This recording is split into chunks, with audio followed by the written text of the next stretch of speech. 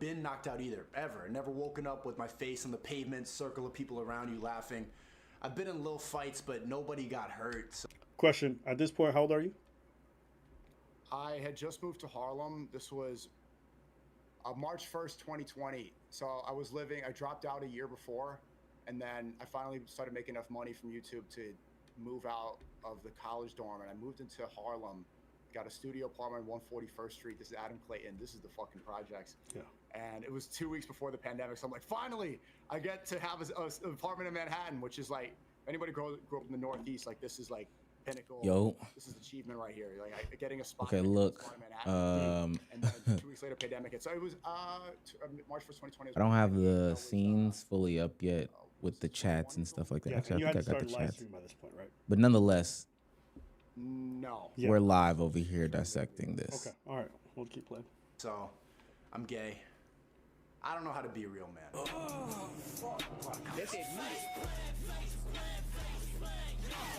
It's not all my fault though. Everyone has their own definitions of what it means to be a real man, and we all fall for it trying to prove ourselves. Hold on, let me get the thumbnail real quick. Confused and scared, but they don't Couple know how to things that I express wanted to emotion, do. so they overcompensate by being loud and homophobic. The fuck are you pointing at, you fag? I tried the whole friendly ally feminist thing, and it didn't work. When I was younger, I looked full Asian, so I also had to fight the small dick stereotype. Girls ignored me, men didn't respect me. I was this angry internet dude for a long time. I was reading The Red Pill, an online advice forum for men. You can't really stoop lower than that. When my sister would bring home her boyfriend, I'd start puffing. There we go. All right, cool. When I finally got a girlfriend, Cool. Dudes looking at her. What are you looking at my girl, bro? You looking at my girl? I was that guy.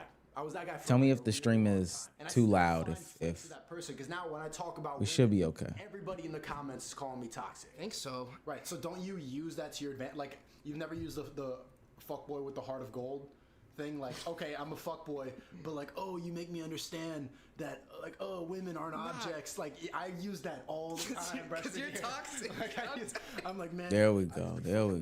It's you. There's something special about you. No, I don't know, man. I'm not gonna apologize. You relate, Alba? I'm just What? gonna You look like you're related to that a little bit. Nah, I just think that character is funny to me. I think that character is funny. But there's a reason we have gender roles. Hold up, before men like big boobies and booty. Those big.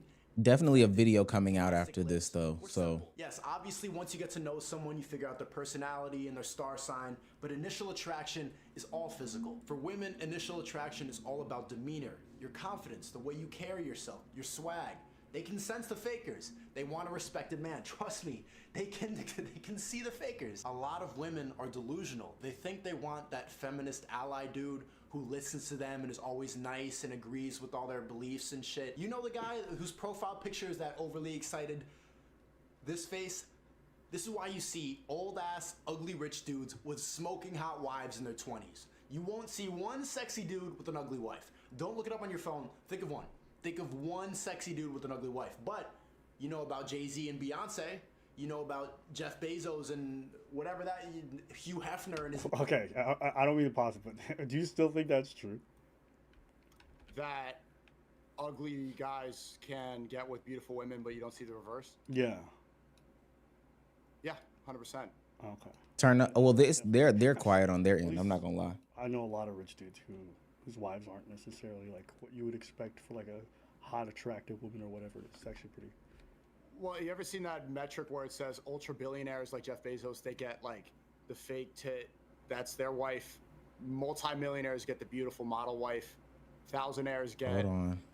you know, yeah, they have the propensity to get to that, but there's definitely an archetype that fits in there. And the overall point is that beautiful women can get with ugly men, but, you know, top-tier men oftentimes aren't going to get with an ugly woman the same way.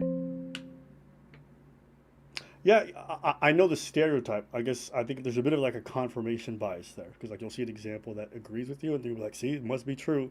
But then if I line up 10 billionaires with wives you were thinking are not that All right, tell me what y'all think of the not audio younger, now, they because don't to be fucking honest care with you, about they're that. kind of quiet. And you'll go I had to like- turn my headphones up. Yeah, but you know, generally Like, maxed out. But I digress. This is something, at least now that I've lived a little bit longer, been around more rich people, and in my experience, it's actually more often than not just normal-looking people with normal-looking people. But I think in the content creation sphere, I think we see a lot of what you're talking about. Like, okay, well, Bill Gates is probably a bad example after the Epstein files. Yeah. But Yeah. Melinda Gates is not exactly a smoke show, okay? And they were married for a long time. And that is actually generally the norm for a lot of wealthy people. They don't necessarily do the Jeff Bezos route all the time. Right, but look what happened to Bill Gates. So I mean, yeah. I mean, did he give her an STD allegedly? In my opinion, because he was sleeping with so many girls in the like that's. I mean, that's the least of my concerns. It sounds like this dude might have. I'm about to say, I think Sneeko stream might be a little bit better with the audio. Can y'all hear me We'll get back though? to the video for now. All right.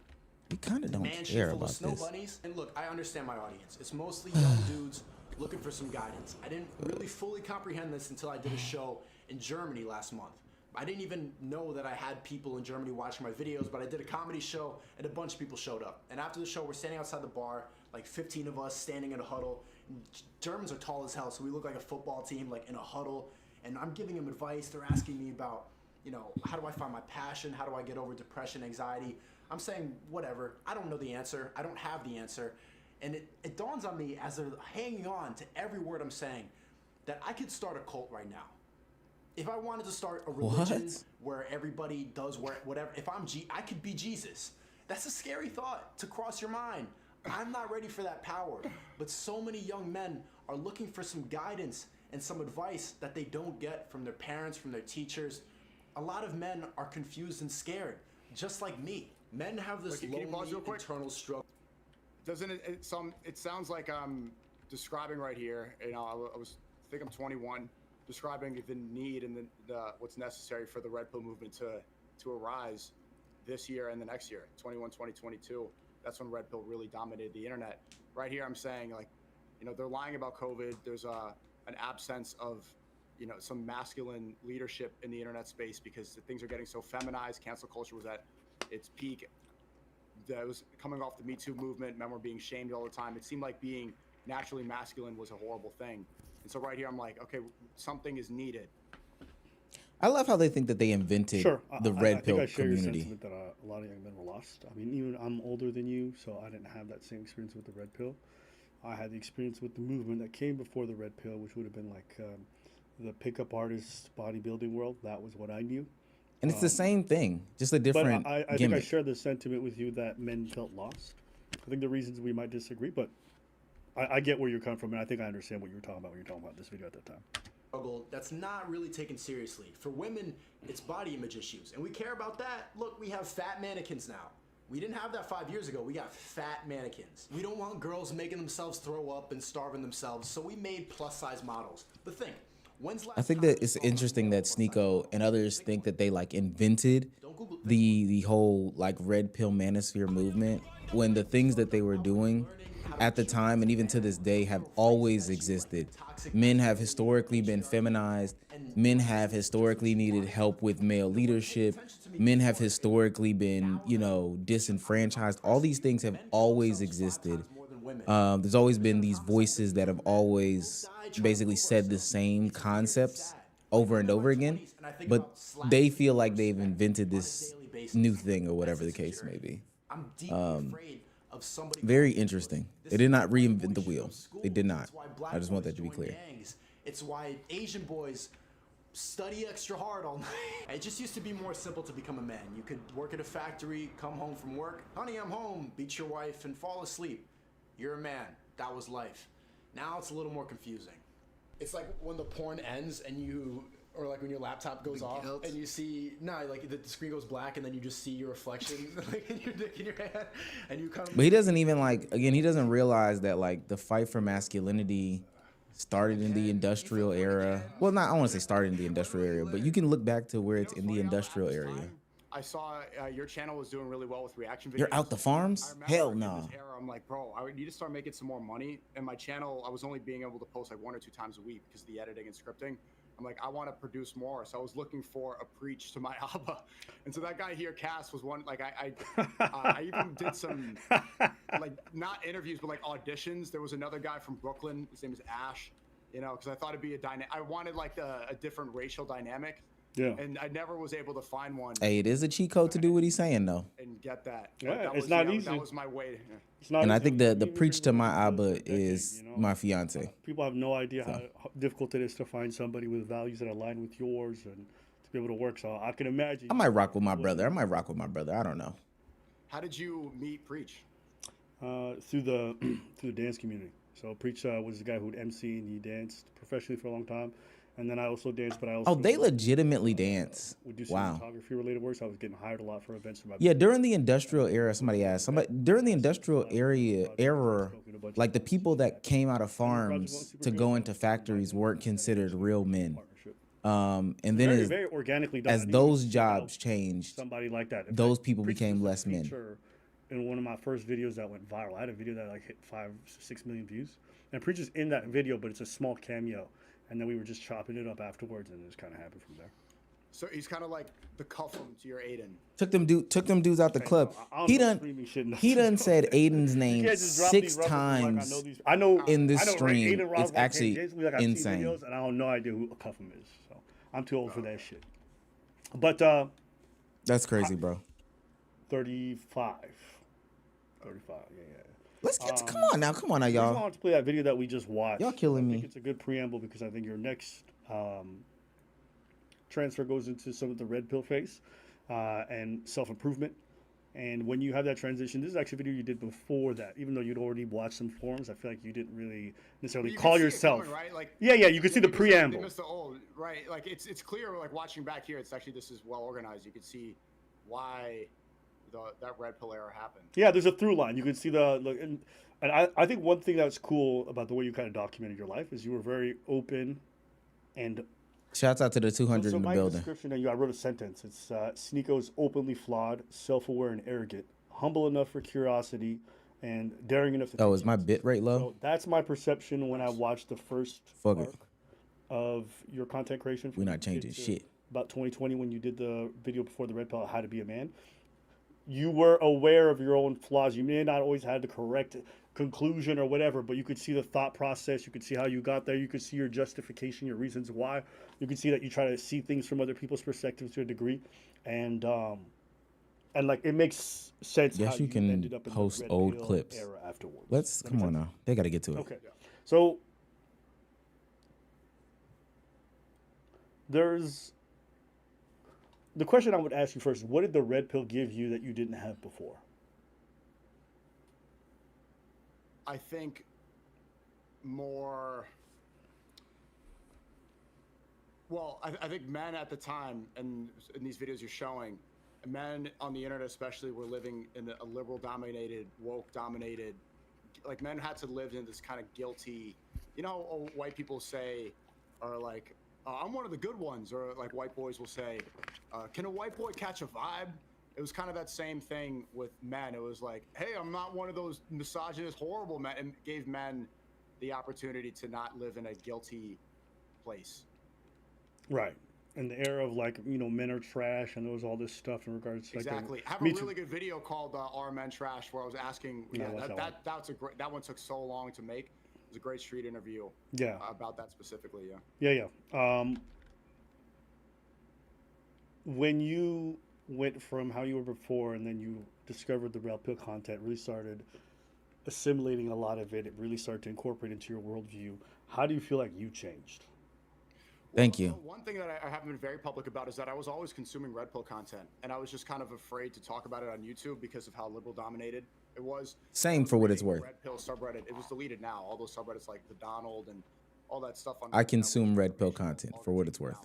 I was on 4chan growing up, like 8th, 9th grade. I remember got suspended for looking at 4chan in library. So I was hyper aware of this stuff. I even read that book by Mystery. I know that. That's the pick artist. Yeah. Yeah. Okay. Didn't read it. Talk about peacocking, where he would wear like big feathered hats to try to attack, this goofy stuff. But I was hyper aware of red pill ideology my whole teenage years. But I just hadn't really. It was just something I was interested in, but I didn't really adopt it. Hold that thought 2 seconds. Hold that thought 2 seconds. Yeah. Who is he going to get? Where's he going? Okay, there he goes. I'll say this. Aiden, how's it? I consumed red pill content when I was. No, I still consume red pill content today. Just to understand what I'm looking at What is he doing? and be aware Costume? of the entire ecosystem of what's going on. I actually picked one of these up because I'm actually doing a project on the pickup artist community, and so I was actually looking for that fucking dumb hat that he normally wears, and this is the closest thing I could find. That's it. Yeah. It's even worse than this one. It was larger up here. He looked like a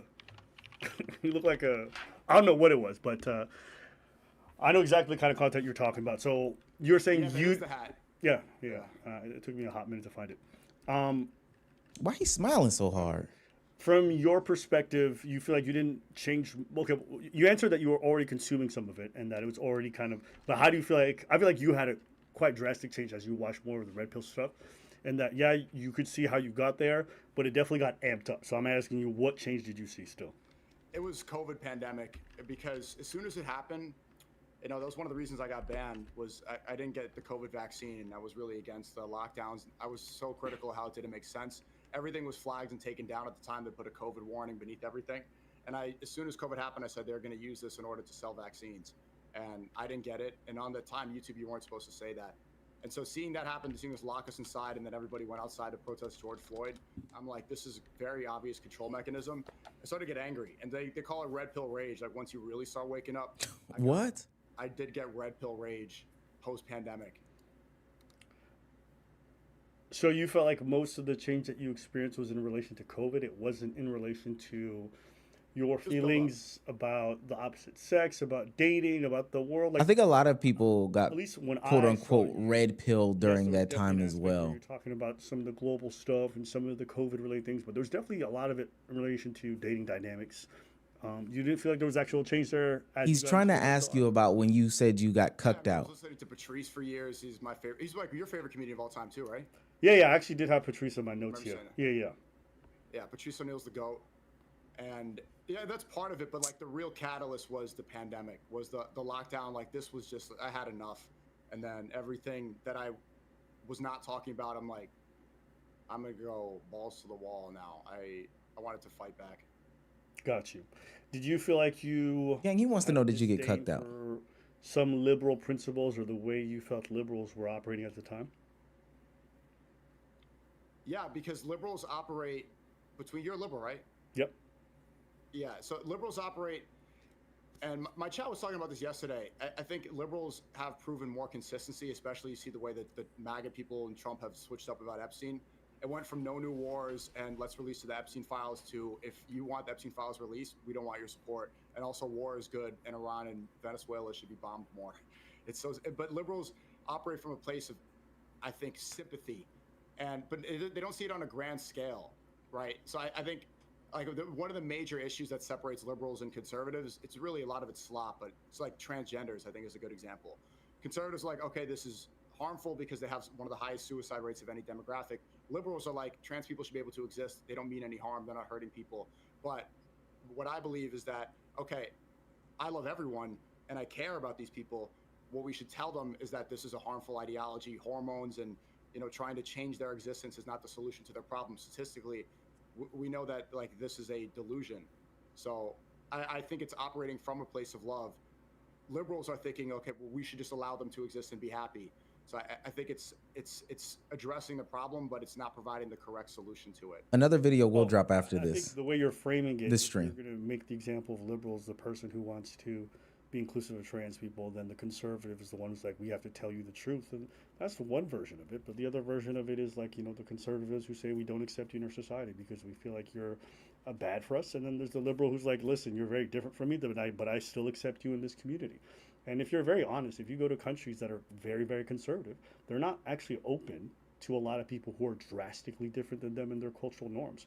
Conservatism, in the way that you describe it, This is Western. isn't necessarily the way conservatism manifests in a lot of places. It's just the Western And ideology as to what like Also, as an conservatism artist, is. You probably know this too, but like conservative areas are not exactly the most embracing of art. In fact, you and your own community, how often do you hear art is gay, art is gay, art is gay, right? How many times do you hear people? That's also what's, bemoan and I'm gonna music let and every Abba other talk, but this freedom is of what's expression, interesting but, like, about you this will whole make community and projects their whole that they would ideology consider really is the fucking picking gay. and choosing Is of that a what great form is and what isn't conservatism? conservatism. Liberals who look at what you make It's liberals who open up the museum. If you ask their grandparents, they have a liberal ideology of what conservatism is. Things that you want to be able to do.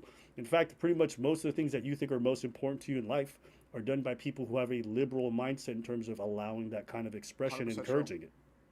Yeah, you're 100% right. And like a lot of my chat, they're spamming me now, like arty farty, art is gay, art is gay. I love art. That is the reason I think I'm here. No, that's 100% true. Conservatives don't make really good art. Like that's 100%. You can't really name that many. There was one guy, he started painting, and then look what he did to the world. So it's like that's one example of he wasn't accepted for his art, and then he ended up invading Poland. So he ended up becoming very conservative. He did. You're 100% right. 100% right. Somebody in the chat said, at what age is it reasonable to be concerned about a child's exposure to red pill content? Conservatism don't overlap. And the overlap as well is that conservatives in America will be like, okay, we can't be tolerant of these things. We can't be tolerant of transgenderism. But at the same time, America does pride itself on democracy, on freedom. Like what is it to be in the West, to be an American? It's freedom. You're allowing ideology. So if you allow freedom, then you also allow people to do pride parades. Yeah. Then you also He's about to play the middle ground. Let me answer that question. At what age is it reasonable to be concerned about a child's exposure to red pill content? I think the answer is always, but it's more about like how they contextualize the red pill content that they consume. No different than the liberal content that they consume or whatever content that they consume. As long as it's not something that it depends on how they interpret everything. I say this all the time. I love you. How do they contextualize what they're seeing? There's me doing the kind of work that I do. I don't think I'd ever be safe. That's just a reality.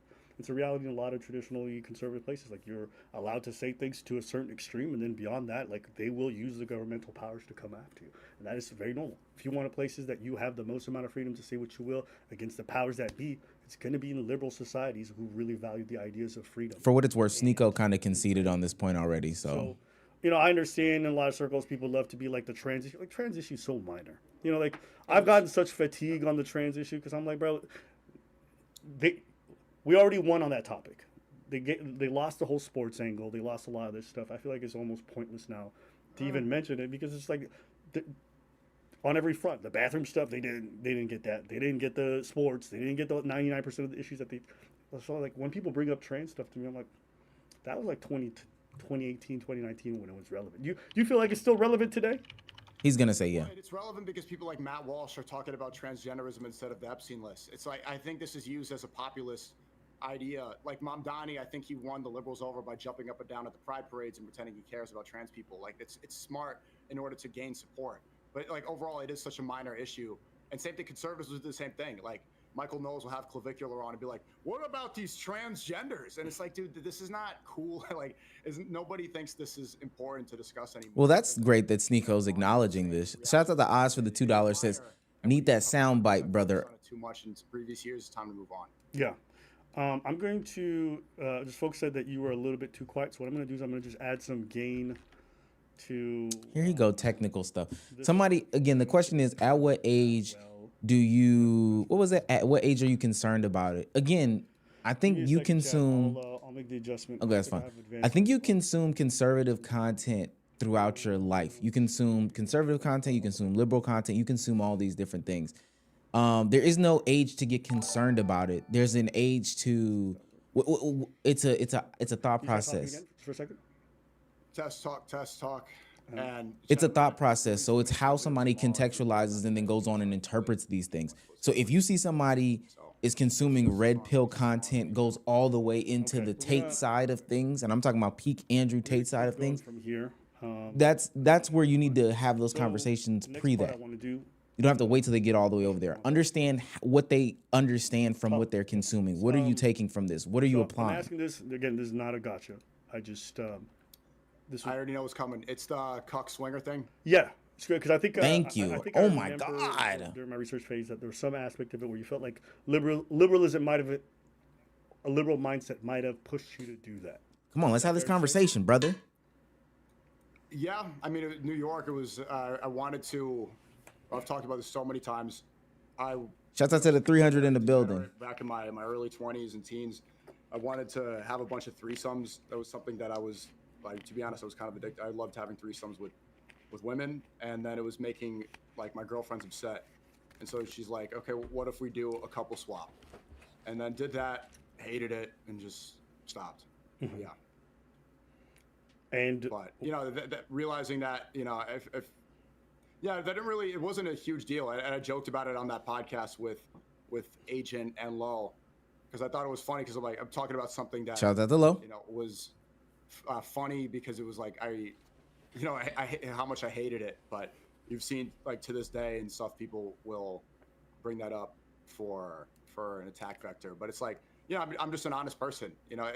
I'm not able to, I didn't need to tell that story. Obviously it's going to be harmful to my reputation and stuff, but I talked about it because it was real. It happened. And like, maybe somebody can learn from that. And especially I was listening to Patrice a lot. Patrice was like red pilled and he was talking about that, the couple swaps and everything. But yeah, I don't obviously don't do that and wait till marriage.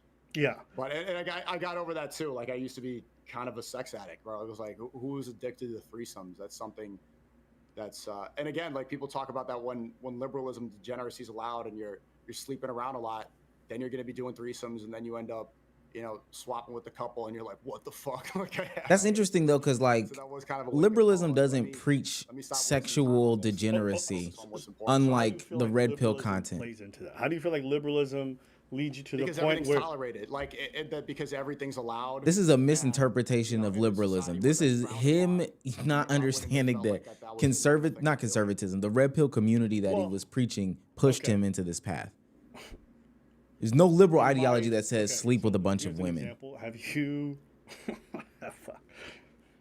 would you say that the Middle East is mostly conservative?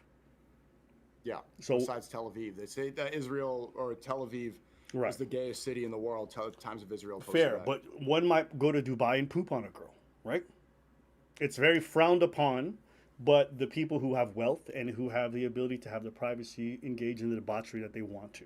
Yeah, they aren't even debating. And the They're reason why having a I'm bringing that up conversation. is I think the only difference between the conservative and the liberal side is yes, there may be a frowned upon nature to it, but a lot of the debauchery that you're describing happens, just doesn't happen in the open. And the big Yeah, but difference. that is a major difference. Like a pride parade is a public display. Like look at what we're celebrating. That's stuff that happens between people on boats and stuff and Instagram models. This is a small subsect, is not representative of the Middle East, and is also stuff that like if that was publicized, people would definitely stop it. It's only known because Instagram models fly and do that. That's completely different than a pride parade in Tel Aviv, where the Times of Israel says they're the gayest city in the world. I just think you're underestimating maybe a little bit how often or how much undercover happens. sex But or that's the sex point. parties. Undercover. That's the point. Undercover compared to public display on the streets. But That's my point. I guess in my head, I'm like, as someone who wants to seek truth through funny, why do you prefer the principles of society that has debauchery, maybe not to the same level, maybe a bit less, but just does it in hiding versus one that's just open about it? Like, why do you feel Because go because ahead. doing it in hiding is acknowledging that it's wrong and that's not something that you should do, but also acknowledging that humans are imperfect and we all have the propensity to sin and we will sin. That's what everything is a test here. We know that we are imperfect and that we're, some people are going to drink, some people are going to smoke. So like we shouldn't do it, but doing it in hiding proves and is admittance of shame. Where public pride parades that is accepting and encouraging and celebrating it. There's 100% a difference. Like sin should be, if you're going to sin, keep it in private and don't try to encourage more people to do it. Well, when I think of Pride Parade personally, it's just like, if this is something you identify with and you want to celebrate that. Like, my idea of an ideal society is not one where we like, yo, hey, you're not gay. I'm going to try to encourage you to be gay. Mine is just like, if you're gay, then do your thing. I don't really care how you manifest it. In the same way, if you're Puerto Rican or if you're Haitian, you want to manifest your identity, your nationality, your sexuality, I just don't care. Right. But those are different. We shouldn't celebrate things that aren't productive, right? We should celebrate, like, why is there even a parade? Like, they didn't accomplish anything. Why are we celebrating losers? Like, I'm not calling all gay people losers, but I'm saying they didn't do anything. Like, you're celebrating people that are just being degenerate. This is not something that's worthy of a trophy. It's like you're gay, so congrats. That doesn't make sense. Yeah, so we should celebrate achievement. I think he misunderstands what a pride parade is for. Maybe we're celebrating the progress we've made. Thank You you. have to remember, being openly gay and not being fucking beaten in the streets where it's legal was a thing.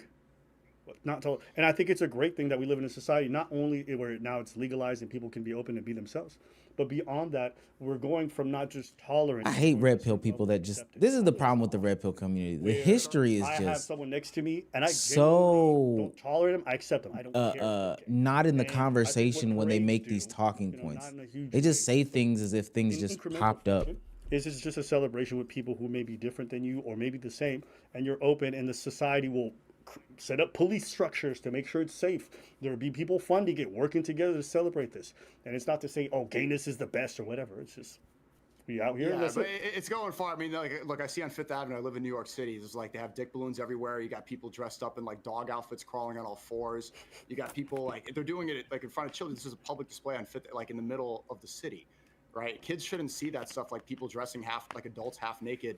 And also, I don't think it's progress because if we acknowledge what being gay is, being gay relationships are the absence of progression because they can't have children.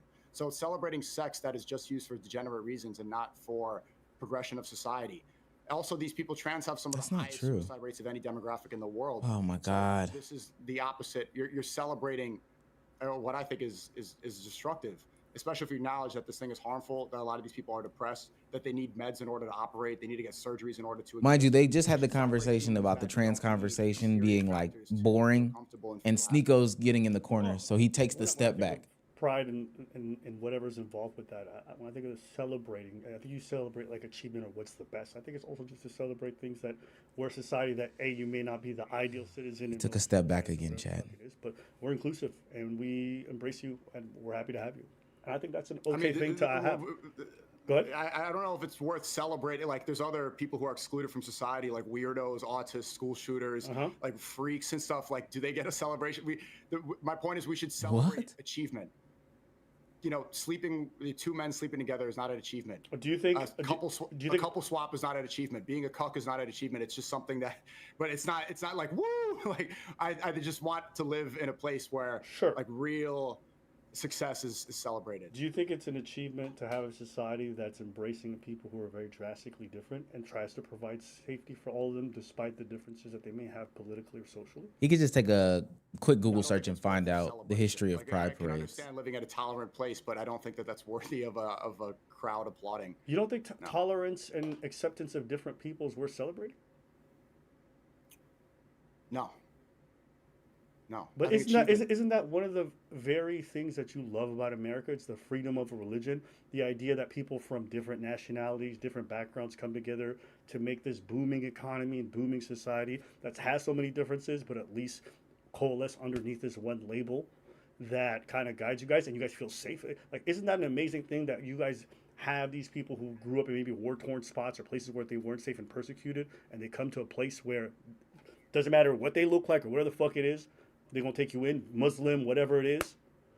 Yeah, but once those people, like if you're an immigrant and you come into this country or something, and you make something and you do something and you make the world a better place, then the public should acknowledge that and be like, that you used tolerance or you used immigration, you used the American dream to create something amazing. Then people should acknowledge it and it inspires others to do the same. Celebration is only useful if it inspires, right? So if you're using this and like say you create a great piece of art, for example, Hitler, he created paintings that weren't accepted. It wasn't celebrated. He got angry, right? If he made really great art and the public celebrated it, maybe he wouldn't have taken over. Sneeko should just look up what the history behind a pride parade is. I think it would just solve. That's the purpose. It would solve You celebrate everything. The fact that you have a freedom. Like literally, it would just solve everything. And that's worth celebrating. We shouldn't take our current state for granted because there was a time when people didn't have these abilities. Like, even when we have things like Remembrance Day. Shout out to Disc J 1024 for $10. Says Sneeko's asking these questions about the LGBTQ community because he's scoping out his next identity / grift he'll flip to. Okay, this is great. We're celebrating and we're showing off for this. We're saying, hey, we want to be out here and open because our forebears and the people who came before us died and never had this chance. And I think we shouldn't take for granted how much privilege we have living in these open societies. So, but I hear your perspective in regards to why you think shame might be good in some circumstances. I just also, I mean, who needs an excuse to party? But you know what I'm saying? That's me. I like stuff like that. I don't want to stay on this point too long because this actually wasn't the point of this whole section, but we can come back to this later. I want to kind of transition because you ended up moving on from the red pill and finding your place in Islam. I think it's a fair criticism to say like I don't need Yeah, I remember mods. you thought that was a grift I for a fuck with while, all but I the think people, saying that what they say. now people see, there's no Unless benefit. I was talking about they that go before you came on. totally It's out of like, pocket. I'll say this. for 2 days ago on stream, I Hold ordered on. baby back ribs and I didn't know that they were pork. I spit it out and that gets like fucking 7 million views. They're like, he's a grifter. It's like, you really break it down. Why would I grift Islam? Like, what are the benefits of pretending to believe in God? Okay. I don't see what. So let me challenge you on that. Deal. Yeah. So why do you think Andrew Tate did it? Yeah, I don't want to speak on his faith and everything. I want to hope that he's doing it for the right reasons. If he's still a Muslim like he says, and I hope he is, and I think he is, then I hope it was genuine, and I wish the best of success to him. Do you believe it's genuine when you see his behavior? I think that there is some genuine aspect to it. I think at some point, but I think he's straight off the deen, and what we could do as Muslims is try to guide him in the right direction. Trying to overly, nitpick and everything. Like I criticized him when he took the gambling deal because that goes against the whole escape the matrix. He was criticizing gambling for years. Hey. He's called everyone. Let me say this. They might get up us off this platform. He said that word one more time. I had to cut this nigga. Say, Tate's grifting this for Dubai connections or UAE and stuff like that. That's just going to create a more bitter taste, and we know how influential he is. Well, it's going to be bad for the Ummah, and it's going to be bad for his own personal deen. Well, so any differences that I have with him aside, I want the best for him as a Muslim. Okay, so I want you to steelman it. So this is actually a question that a viewer had, and they said, if you had to steelman the reason why people believe that some folks grift to Islam, what would be the steelman that you could offer? So if you had to be them and they're saying, okay, like what do you think are some actual valid reasons from your perspective? I don't see any. None. I don't, because no. Especially as a content creator from my position, I don't. It's an American content creator. I stream on YouTube and Kick. There's literally no monetary benefits, no. And even fame-wise, audience benefits, no. There's so much propaganda in America against Muslims. You grew up with that, right? Or you grew up in Canada, but still, Canada felt the same thing post 9/11 hysteria. There's literally no benefit to it. I distinctly remember in 2022, everybody in the red pill would just be like, man, Christians are so weak. Christians are whack, bro. They just let themselves be laughed at. What jokesters. But Muslims are different. Muslims don't play about their religion. They serious about their... Mind you, this was... I don't think like he remembers that this was like an excuse for them to go ahead and get like a massive amount of wives. That's my claim. Do you agree that that was a thing at that time? Yeah. So when you ask me, why would anyone want to do that? Well, there's a few different reasons. I felt as though there was quite a lot of overlap between some of the red pill talking points and a lot of the Islamic ones that people would want to reference. And then there was this air of like, I'm a red pill dual, I'm Muslim. And like red pills all the time would talk about, I want multiple wives. And then when they use justifications, why? Islam does it. That's what they say. It's normalized. In fact, that's probably one of the main reasons I would hear that being brought up in red pill discussions, because red pillers would not stop talking about having multiple wives. And who does that more than Muslims? So there's definitely a reason to say that you were a Muslim or there was a benefit to it. It added an air of legitimacy and authority to the red pill, which didn't have that, in my opinion. Okay. But most Muslims disagree with that sentiment and say, like, 80% of Muslims don't even have multiple wives.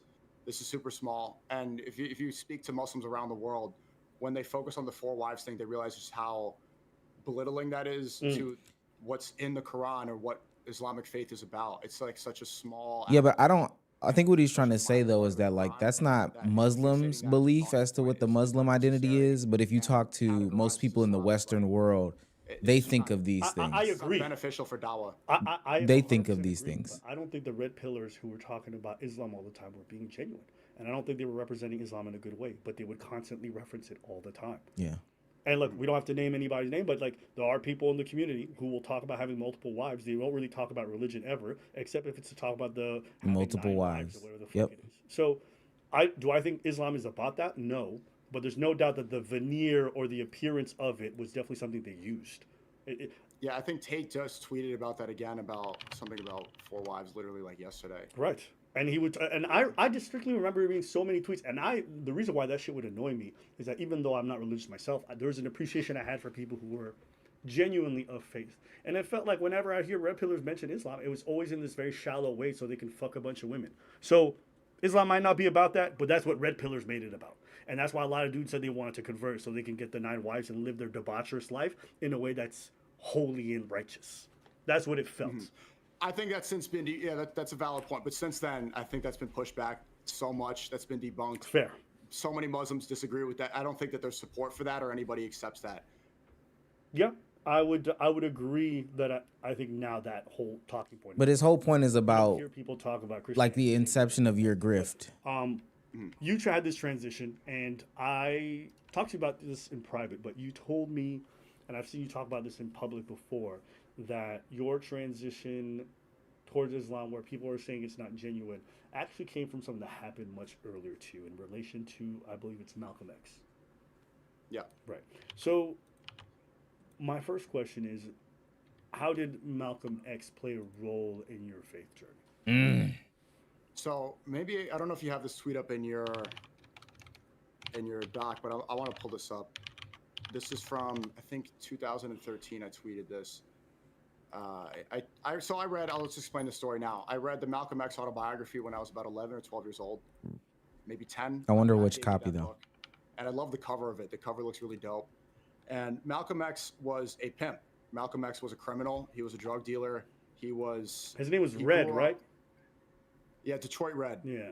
And yeah, because he had red hair. He was also mixed too, so I related to that a bit. Like he grew up with red hair, so he was already. But his father was a black nationalist and was speaking up against the KKK, and I think he was murdered by the KKK, his father, and they burned some of his house down when he was a little kid. So he grew up with a lot of hatred towards white people in his heart, and you can understand why. Like his story is just like you completely get why he had that anger, but he reverted to Islam. Well, the Nation of Islam in jail.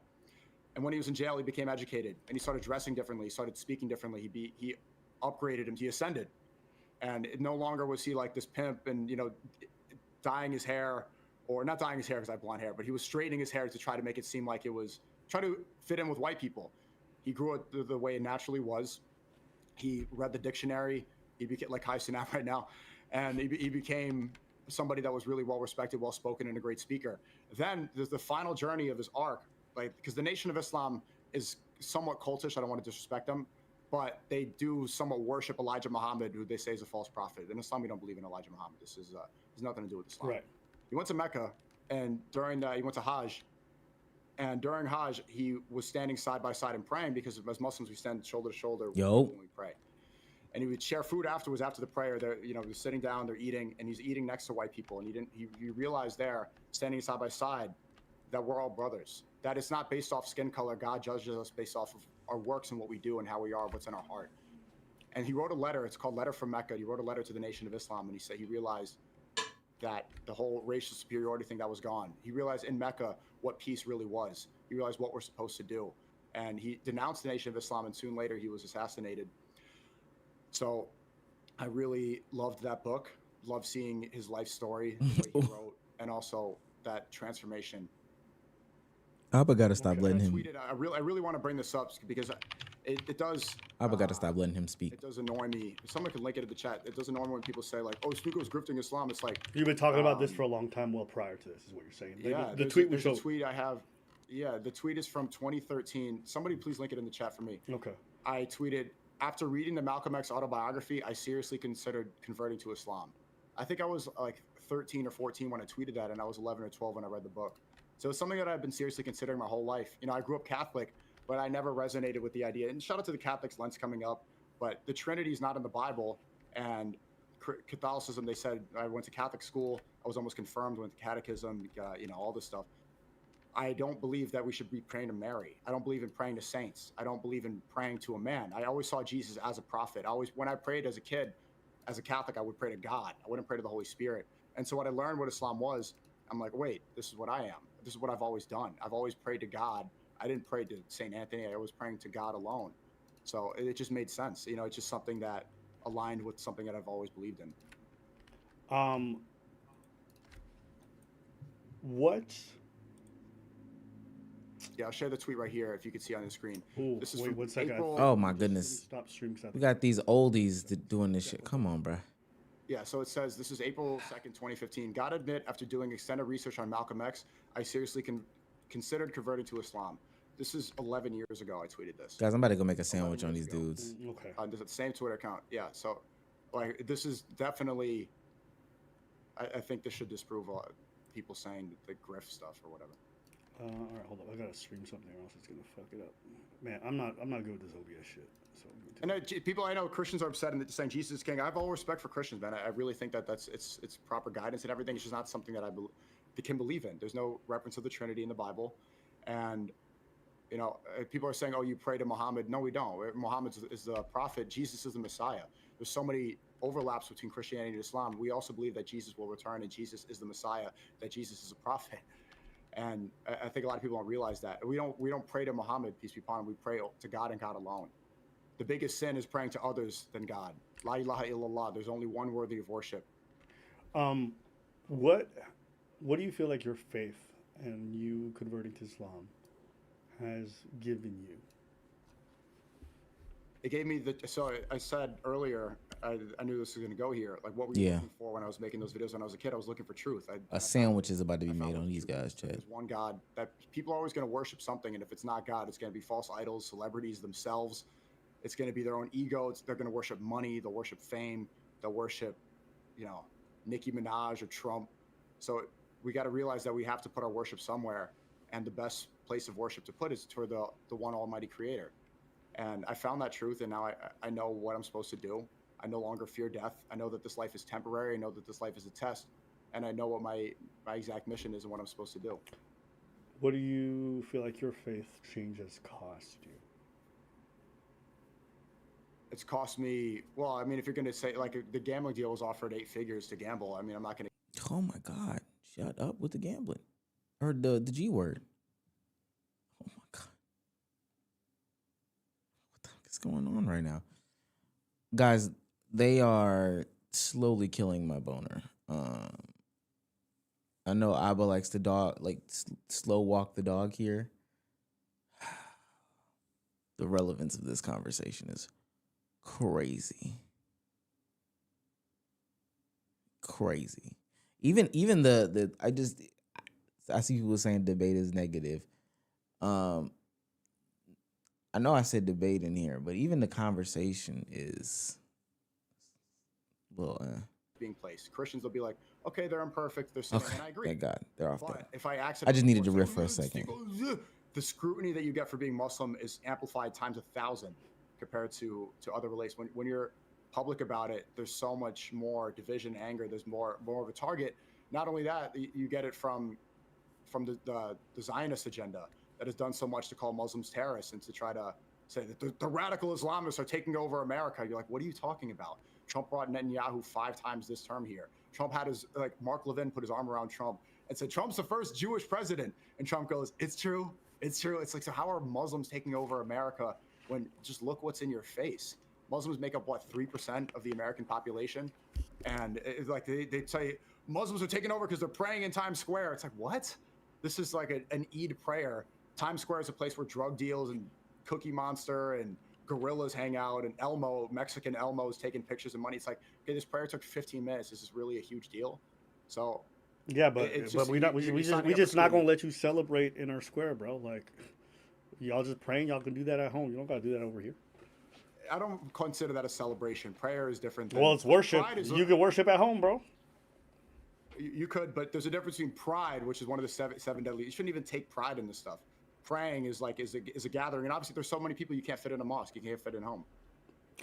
They can do it in the parking lot. You ain't gotta do that in our spaces. We don't want to. No pride parades. No Puerto Rican parades. All right, Albert, you trying to get the joke off? It ain't. This one ain't hitting. Everybody praying together. I know what he's doing, but it ain't hitting. Freedoms. That's a wrap. Well, if you're not winning, if you're not achieving something, I don't want to see you in the streets out here gathering in big numbers. It's either that. There's a difference between. I said celebration, right?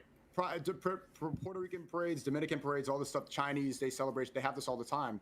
So if there's like a 15-minute prayer, this should also be allowed. And it's. I'm just fucking with you. I'm just fucking with you. Yeah, I get you. I get you. All right. People often question your religious change. What is something that you do as labor that people don't necessarily see, but that you feel like is part of your religious journey or your bond? And that's something that's more regular. Repeat. I don't understand the question. So, faith and a journey of faith is normally something that involves labor. Now, labor could be a lot of different things. It's reoccurring commitment and action that you will take. So, what is a form of that that you do from a religious standpoint that people don't necessarily see online?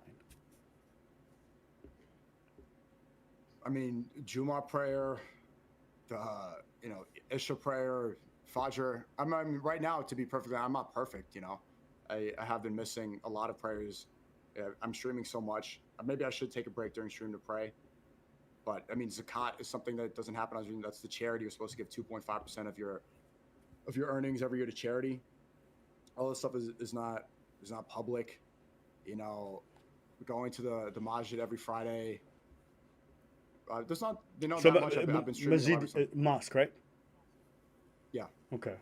So these are things that not necessarily happen on camera or people don't necessarily are aware about, but these are things that you do that feel like they ground you and it's part of the process you need.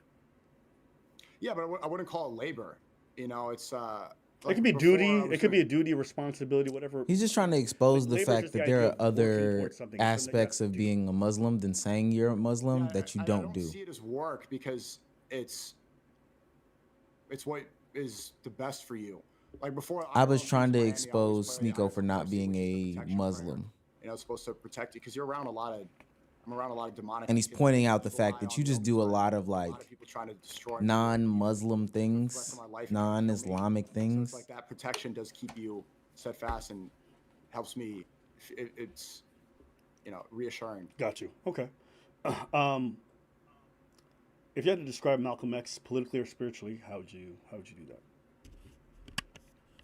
As somebody who Yeah. What do you stand grew for? up growth. What? I think he's the physical representation of growth and of, he grew up in extremely difficult circumstances and he became the best he could be. And how would you describe him politically? How would you describe him politically? So most of his time politically, a lot of white supremacists actually did like him because he was also advocating for segregation. Perhaps that's why he was assassinated, because eventually he was preaching for unity towards the end, right after Mecca. But beforehand, he wanted segregation. White supremacists were like, oh yeah, us too. Malcolm X was saying that black people need to work for each other, that we need to get rid of this mindset that's holding us back. He was trying to uplift and trying to adopt the same ideology that white people had for black people specifically. So politically, it does kind of range. Some people say that he was a socialist. I know Malcolm X definitely leaned towards democratic socialism and communism. Malcolm X, he was very critical of Zionism as well. But I would say he didn't really tap into, from my understanding, his books and his speeches, it was mostly about how black people should work together. Which would be what? Post Nation of Islam, there was a lot of discussion from him about human rights. It shifted from black rights to human rights specifically. And he believed in the potential to work with He folks. kind of just avoided the the idea talking point that about where he stands whites were necessarily politically. evil, that, And there's good I in think he all got groups. out of it because maybe he's never Part of seen the Malcolm same X say like, I identify with even when you this say, political like, party, that political party. But he white kind of just supremacists skated around kinda that like conversation. I don't think that's a very accurate retelling. He wanted a space that was safe for black folks. The idea of white supremacists wasn't one in which black people had freedom and safety or segregation and that they were separated, so that they were treated as second-class citizens and their privileged position in society was maintained. So I kind of reject that idea that what you described at the end there in terms of him. I do agree that there was some aspect of separation, but segregation, especially in that time, there's no way that they were aligned in that regard. Do you think they were? I thought there were definitely differences, but what they agreed upon is some aspects of segregation. Obviously, the white supremacists were probably saying, right, second-class citizens, but Malcolm X was also advocating for segregation. Not the same way, but there was an overlap. he wanted the best. He wanted black people to work for themselves. And so many white supremacists are like, oh, this guy wants them to be by themselves? Okay, cool. Let's embrace him. Okay. If Malcolm X existed today, what do you think he would think of you? That's a deep question. That's a good question. I think he would disagree with my alignment with some people. I think he would be critical about the overlap that I have with political figures. And I think he would, well, it depends on which Malcolm X, to be honest with you. Like, No, stop, Sneeko, stop. Nation of Islam, because I think that's Stop. the most evolved or the most learned person. So Mecca, Malcolm. yeah, post Nation of Islam. Yes, you know what he was talking about. You were answering the question, and then you I decided to think jump. I disagree with Nick Fuentes a lot, and he would try to guide people, or he'd try to lead. I think he would, be very politically active. I think he'd be very critical of Israel. He was. He was like really. He was spot on about Israel back then, and the manipulation. What would he asked you what he would think of you, gang? He's done a lot of speeches about that. I think he would spend a lot of time talking about Netanyahu, criticizing Trump for that, and I think he'd be very critical of the conservative movement. And what he would think of me is like that. He'd definitely point out some of the allies I keep and say that's imperfect.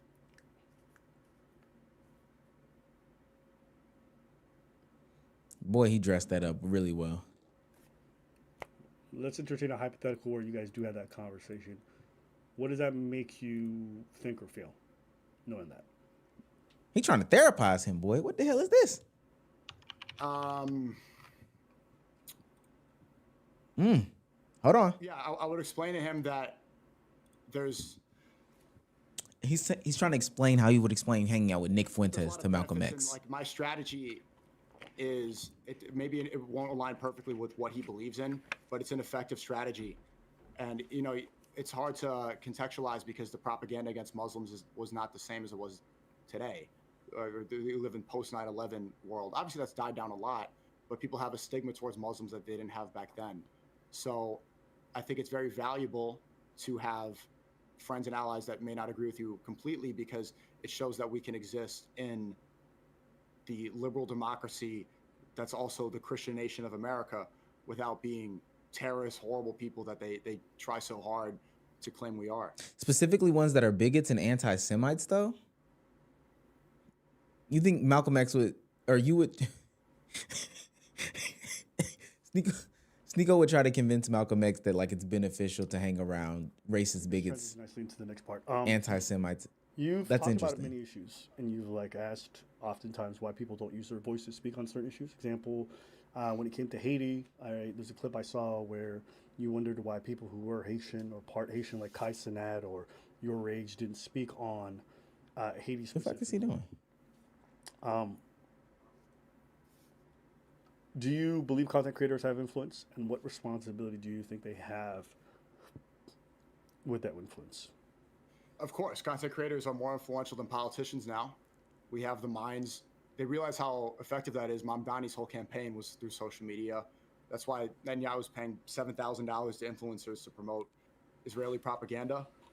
And this situation, I had a whole back and forth. So many, white people online got upset because Trump was putting out this false story that Haitians were eating cats and dogs in America. And it turns out that video that went viral was an African-American woman. She wasn't even Haitian. And so after he's like, they're eating the dogs, they're eating the cats. And I'm like, actually, no, they're not. This is not. I mean, the story here that happened in America that had nothing to do with the Haitian woman. So I was pushing back against that. I was a little disappointed because look at me. People align me with, they say I'm a white supremacist and this stuff. Like Rabbi Shmuley called me that. But my dad is from Haiti. I go to Haiti almost every year. I didn't go last year because it's overrun by gangs. It's unsafe now. But I've been there every year almost my whole life. I could speak Creole pretty well. And when I was talking about that false story, I didn't see other Haitian content creators. Your age is one of the Florida Haitians. Kai Cenat is half Haitian. Nobody spoke about it. Obviously, they want to do their streams and do fun content, but it would have been valuable to hear that. And I faced so much heat, bro. I took people say like I'm grifting the red pill. Like all the red pill hated me for saying this and started. I took all the heat for Haitians. And I'm like, bro, where's the solidarity? Can you guys say a word about this? Yeah, I was gonna play a couple of clips. 'Cause I actually did look up some stuff in this regards. Let's just do it this way. I didn't even know your age was Haitian.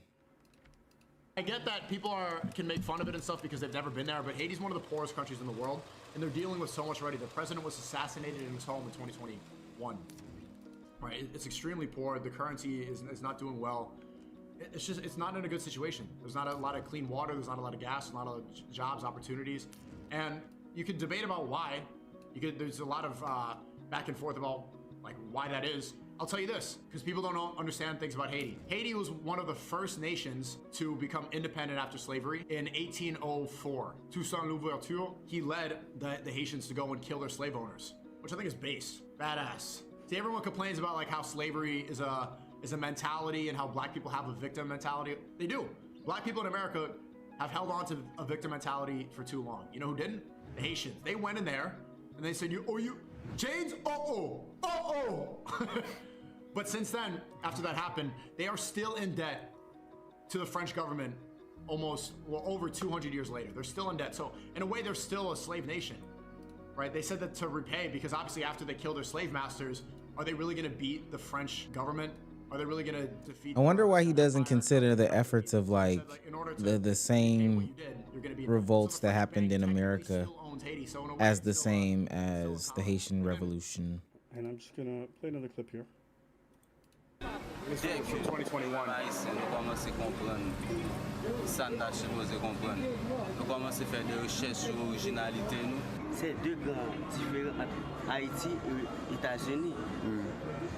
Comme quoi? Même les ça pas bon, il a fait il faut. When I was a kid, nobody in my school even knew what Haiti was. They'd be like, oh, I'm going to Haiti for Christmas. Haiti?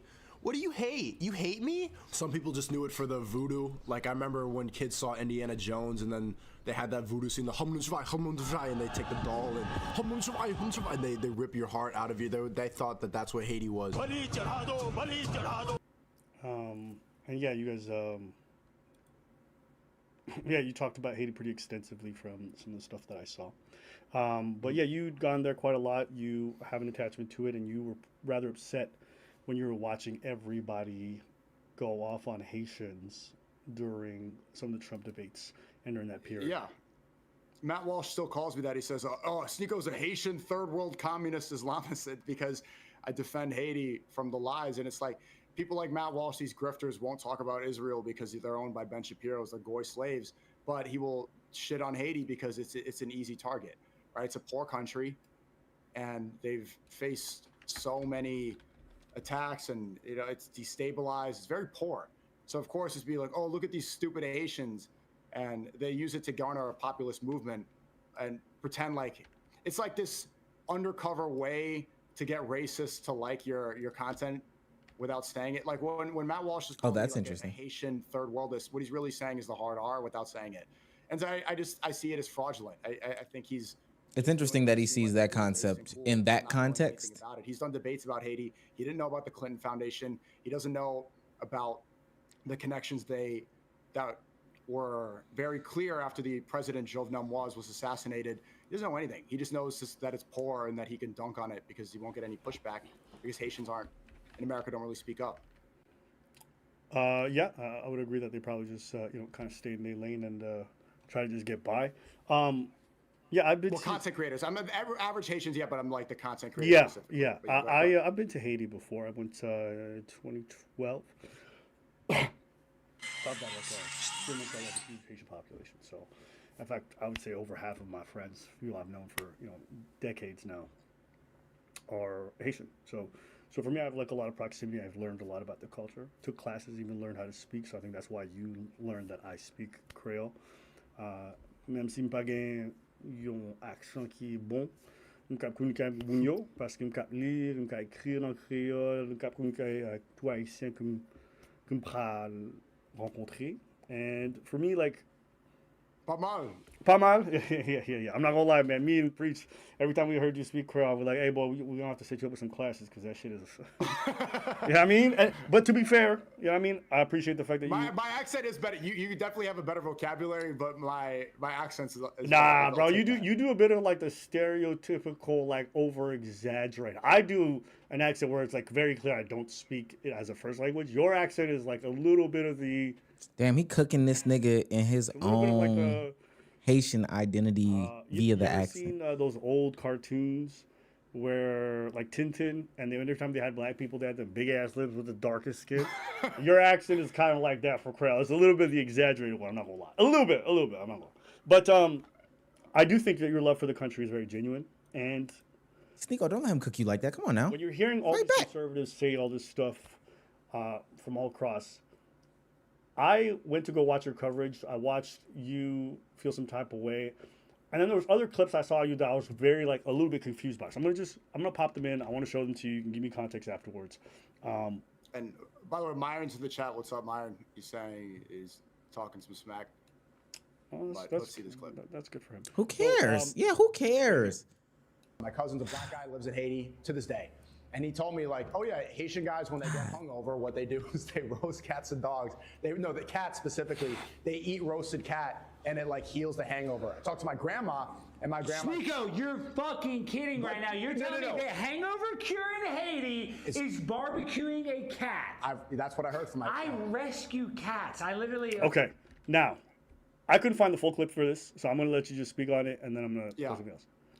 Yeah, so this is the truth about that situation. The video that went viral, they say Haitians are coming in America and eating cats. That's not true.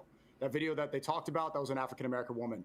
I didn't know this, so I asked my family. My family lives in Haiti. Like my cousin, my grandmother, like most of my family on my dad's side lives in Haiti right now. So I asked them about it, and they're like, "Oh yeah, like some of them, like this does happen, in Haiti." And my cousin told me, this is what I heard from my cousin. He said that in the mountains, the neighborhood is called, I can't remember off the top of my head. It's north of Pétionville.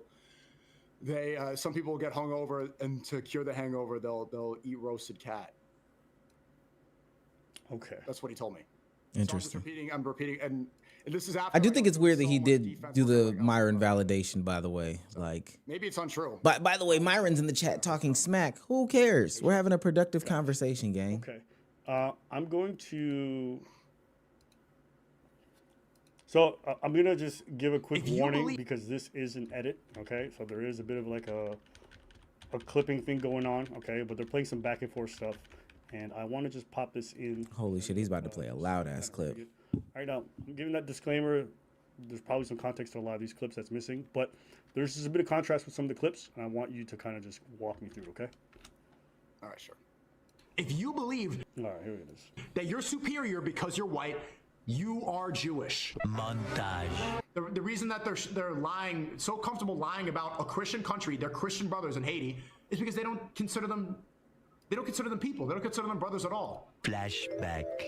The reason that the earthquake might have happened in Haiti, not the Dominican Republic, is because they practice something called voodoo. They call themselves Christians in Haiti, but at the same time, they practice a voodoo, like an African voodoo version of Christianity. Now you know that that's not true. So- you know that. Come on now, Sneaky. I just want to talk about that one You want me clip. to explain that? Yeah, Yes. please. I mean, there's inconsistencies with Christianity in America as well. There's inconsistencies with the Christianity in Haiti, right? So many Christians in America will prioritize America and put nationalism above their creed, or they'll only see white Christians as brothers. That's an inconsistency with Christianity. There's inconsistencies with the Christianity in Haiti. So many of them, they'll like on all the tops, which is the cars where the big cabs, everybody goes. It says Jesus is king, Jesus is king. But also voodoo is so rampant, which has nothing to do with core Christianity. So many Haitians, they are Christian, but they have mixed it up with voodoo. So you can make the same comparison to Western nations who say like, okay, America's a Christian country, but also, prioritize nationalism. So, It still is Christianity, but they have mixed it up with other so things. my question is, when you say, Please. Because that was I'm crazy. sure you've heard this from somebody else, but when you say something like, the reason some people believe that the earthquake happened or is because they practice It's because voodoo? it's a punishment for voodoo. Yeah. Okay. What do you think about that? I was there right after the earthquake. I was even there for one of the aftershocks in Haiti. And the earthquake infamously did not even touch the Dominican Republic. So, which is strange because Hispaniola is such a small island. How could this earthquake only affect Haiti? A lot of the theory is that this is the reason so many bad things happen in Haiti is because of the rampant witchcraft. There's a lot of witchcraft that goes on, undeniably. So it is a Christian country, it's majority Catholic, but there's so much witchcraft going on too. There's a lot of witchcraft going on in America. Maybe that's why so many bad things happen in America. So many young girls. Nico is not good at this. And there's a lot. Witchcraft is more rampant than ever. So okay.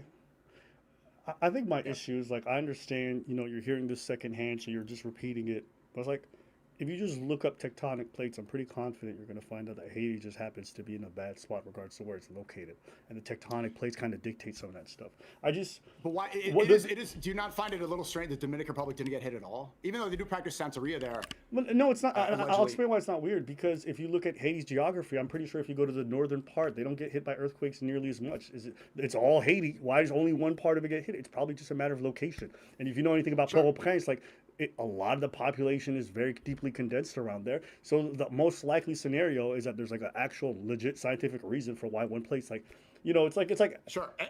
It's like why do some places get hurricanes versus others? I don't think it's a matter necessarily of religion. It's like if you live under certain currents by certain oceans, you're gonna. But I wonder, land the deeper plane about the narrative that you paint when you're doing this lazy rhetoric that Sneeko is. Yeah, please. I think you have a genuine love for Haiti. But if you get online and you're repeating this stuff about people that a lot of folks don't know about and you aren't at all certain, you're just repeating, that's going to be a lot of people's interpretation of what Haiti is. Like and that's 10 times more detrimental than Kai Cenat or Rage not speaking out about it at all. Snatched and they think it's voodoo. Mm-hmm. And then I watch another clip of you and it's you not fact checking, not looking into it, and you're repeating it. You're doing the exact same thing in a way that I'm criticizing. Actually, I think it's worse. I don't believe that fully. That's the I've never reported that. I've reported about the theory that people say, but Haiti's faced so many natural disasters, had presidents assassinated, so many corrupt politicians, so many bad things have happened to Haiti ever since the slave owners were assassinated.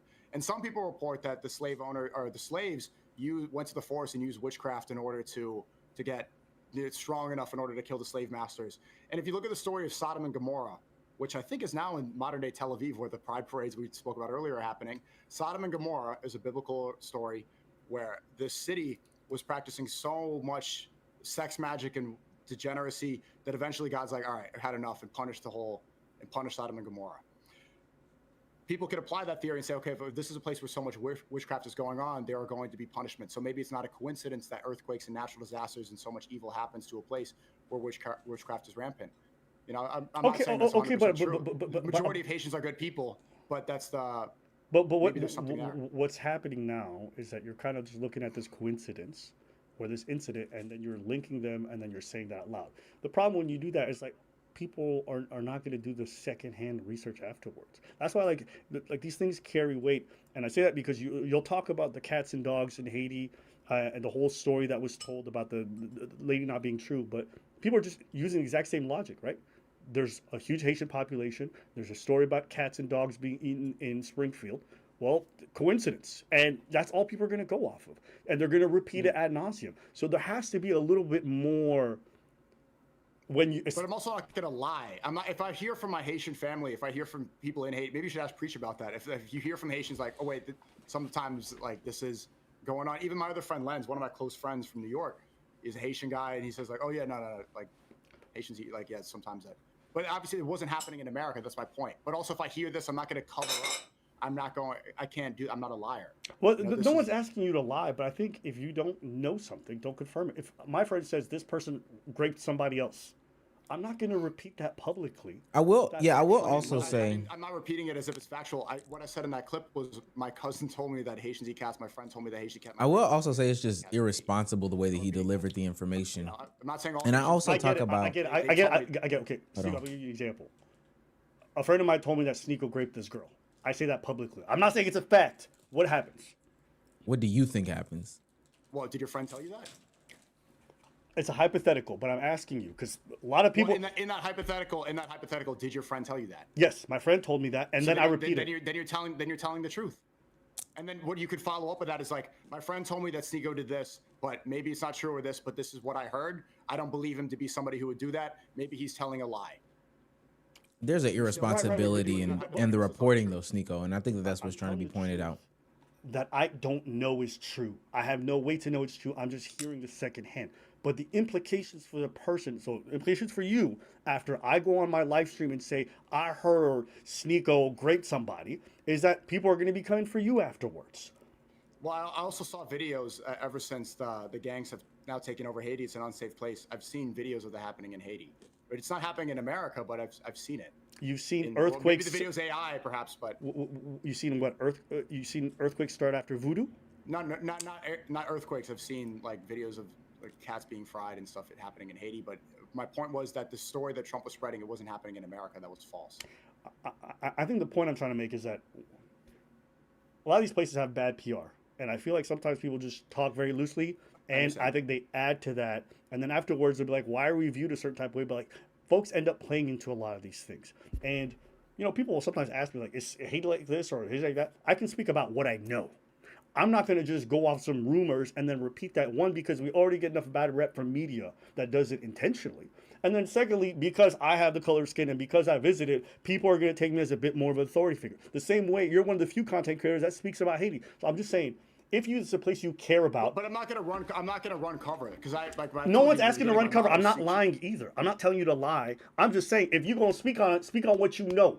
That's all I'm saying. Okay. That's what I'm getting. Completely fair. This is my friend Lens. Okay, Lens, where are you from?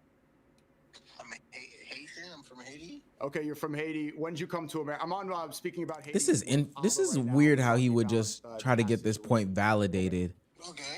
Okay. Obviously the story that Trump spread around in Haiti about cats and dogs was false, but what can you tell me? You grew up in Haiti. What can you tell me about the cats and dogs, or the cat stuff in Haiti? It's actually real. Can you explain a little further? Like there are certain parts in Haiti where people actually eat cats. It's real. It's not a. Okay.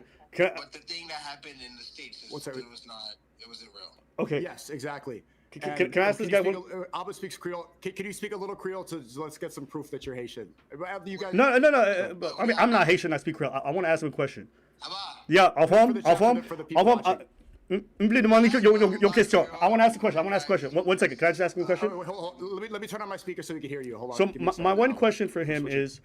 Hold on. Speakers. 1 second. I think that Sneeko totally missed that point because that doesn't. My question is, do you think voodoo works? When people cast these spells and stuff. 1 second, Lens. I'm switching the output. Hold on. No problem. So he asked. Talk one more time, Abba. So do you believe voodoo works when people cast these spells? Okay, so he's saying he can hear now. Is he saying is voodoo real, Lens? Is voodoo real? Yeah. Well, voodoo is real, and voodoo exists mainly. Like if you go to Africa, they have the real voodoo in Africa. Yes, it originated, from them. Us Haitian, we have it. Abba shouldn't go down this rabbit hole. It's not weird. If you really want to know what real voodoo is, go to Africa. Okay. Go to Benin. Okay. So my question for you is, what can these voodoo practitioners Holy cow. do to people? Give me an example. I mean, I think we have a very narrow understanding about voodoo. They could heal people. They could heal people. They could also, hurt people as well. It's the same way when you think about it, right? Let's say somebody's walking down the street. You say, "Oh, I hope God, does something bad to you." And it's the same way that voodoo is used. Like they use it to do something bad to somebody. Abba shouldn't have went down this rabbit hole of getting Sneeko's Haitian friend to validate or invalidate the claims void of context. Because there's a You can take me off your speaker. What do you say, Abba? I couldn't hear you. You can take me off speaker. Okay. Thanks, Lens. I appreciate it. Merci beaucoup. So Let me switch back. Yeah, it takes it away from the conversation that they were actually having. It doesn't, at that point, having Sneeko call his friend didn't really prove anything to the point that Abba was saying. Yeah, go ahead. So the reason why I asked that question. I'm still on speaker. Yeah, sorry. Oh, good. Damn, both of them old as hell. Yeah, here we go. Fix. Good. All right. Cool. The reason why I asked that Yeah, question we're all good. Yeah. is my experience. Listen, whether the cats and dogs thing is real, I don't know. I have a hard time, even being from Ethiopia, when someone tells me, "Oh, this is a thing that happens here" or whatever. My experience growing up in Ethiopia is like word of mouth happens. People heard it from someone else, and then they heard it from someone else. And by the time you heard it, it's like seventh layer. Like nobody, or very rarely do people say they saw it in person. They say that my family, I've been. It's always like that. And the reason why I brought up the voodoo thing is that's also another example. Like sometimes people tell me like, yeah, they're casting spells and they're fucking cursing people and it works because then they fall dead. Like guys, if voodoo really works, every government would be using it to do assassinations. Okay, I'm sorry, but a lot of this stuff, I'm not buying it. Well, you could argue they do. I mean, you could argue that like Israel, for example, is. I'm sure the U.S. State does use Department witchcraft, has invested billions in dollars in voodoo practitioners. But my point is, I don't have factual discussions about what happens here or there with a lot of folks because most of it is third-hand accounts that I've heard, and then all of a sudden it just becomes true. And this happens with a lot of situations or a lot of facts that we take as true. So, at least me, if I'm looking at a place that This is not a first-hand account. I mean, he's from Haiti. you could be from. I'm from Ethiopia. Does everything I say about Ethiopia become true? Do you think I've seen everything that happens in Ethiopia, including the remote parts? No. I can promise you. I'm not saying, but all we could do is use evidence as we have. Like, and what's a better example than using somebody you know from Haiti? But I don't think that even that's not evidence enough for me to go online and then repeat something like that. That's just me personally. I'm not gonna say, yeah, my friend is from China and he says that he saw all the Chinese people eat a bunch of lambs as soon as they. There we go. That's it. He said he saw one Ethiopian person doesn't validate the entirety of this situation and spectrum, especially when people pooping on each other in Dubai. Because I have literally seen the conversations, I've seen the exposés, I've seen all that stuff. So there's actually investigative work where they've exposed people. For me, I would not just repeat it, yo, fucking, I heard it in Dubai. No, I've actually seen the evidence. Specifically when the narrative is being used to ostracize people. I think that's what he's missing too. Like the conversation that Sneeko is talking about has been used to demean people, degrade people, and physically even harm people, right? Like this is what an administration is using as a justification to export people from the country that we're currently in back to their country. No way would I go online and then use my storytelling abilities, my voice or whatever, to validate those claims. Even if somebody did tell me that happens there. Because granted, we could be speaking the truth, yeah. Like you say, they do eat cats and dogs, right? People should talk about cool. Like, great. They eat cats and dogs everywhere. But the specific context being that this is a reason why we should get these people up out of this country and why it's a-okay to humiliate these people or treat these people like, prisoners. That's why I don't think it's right. Why add on to that? Why spread more negative stereotypes? But my method, it's not that I'm here trying to do PR for anybody. I'm just telling the truth about what I know. And I see the same thing, like I see that identical to the Dubai poop stuff. Like you haven't seen anybody actually shit on a girl in Dubai, but you've heard about it from enough people. No, I think what I've seen are actual text message threads. I've seen people posing as a Dubai recruiter. I've seen videos on recording sent to that person talking about what they. Sneeko did get him there, though. I've seen the whole flight logs. There's a lot of actual evidence that goes into knowing what's going on. There's people who literally told first-hand accounts of what they went and did, and then showed their receipts of actually having been there. Yeah, the framing is totally off the mark. We got interviews with people saying, "I did this" or "I did that." Abba got lost in this one. I ain't gonna lie. I understand you're trying to make that analogy. I feel like they're different, but I just wanted to raise that 1.2 in regards to Haiti. I want to, from there, let me see here.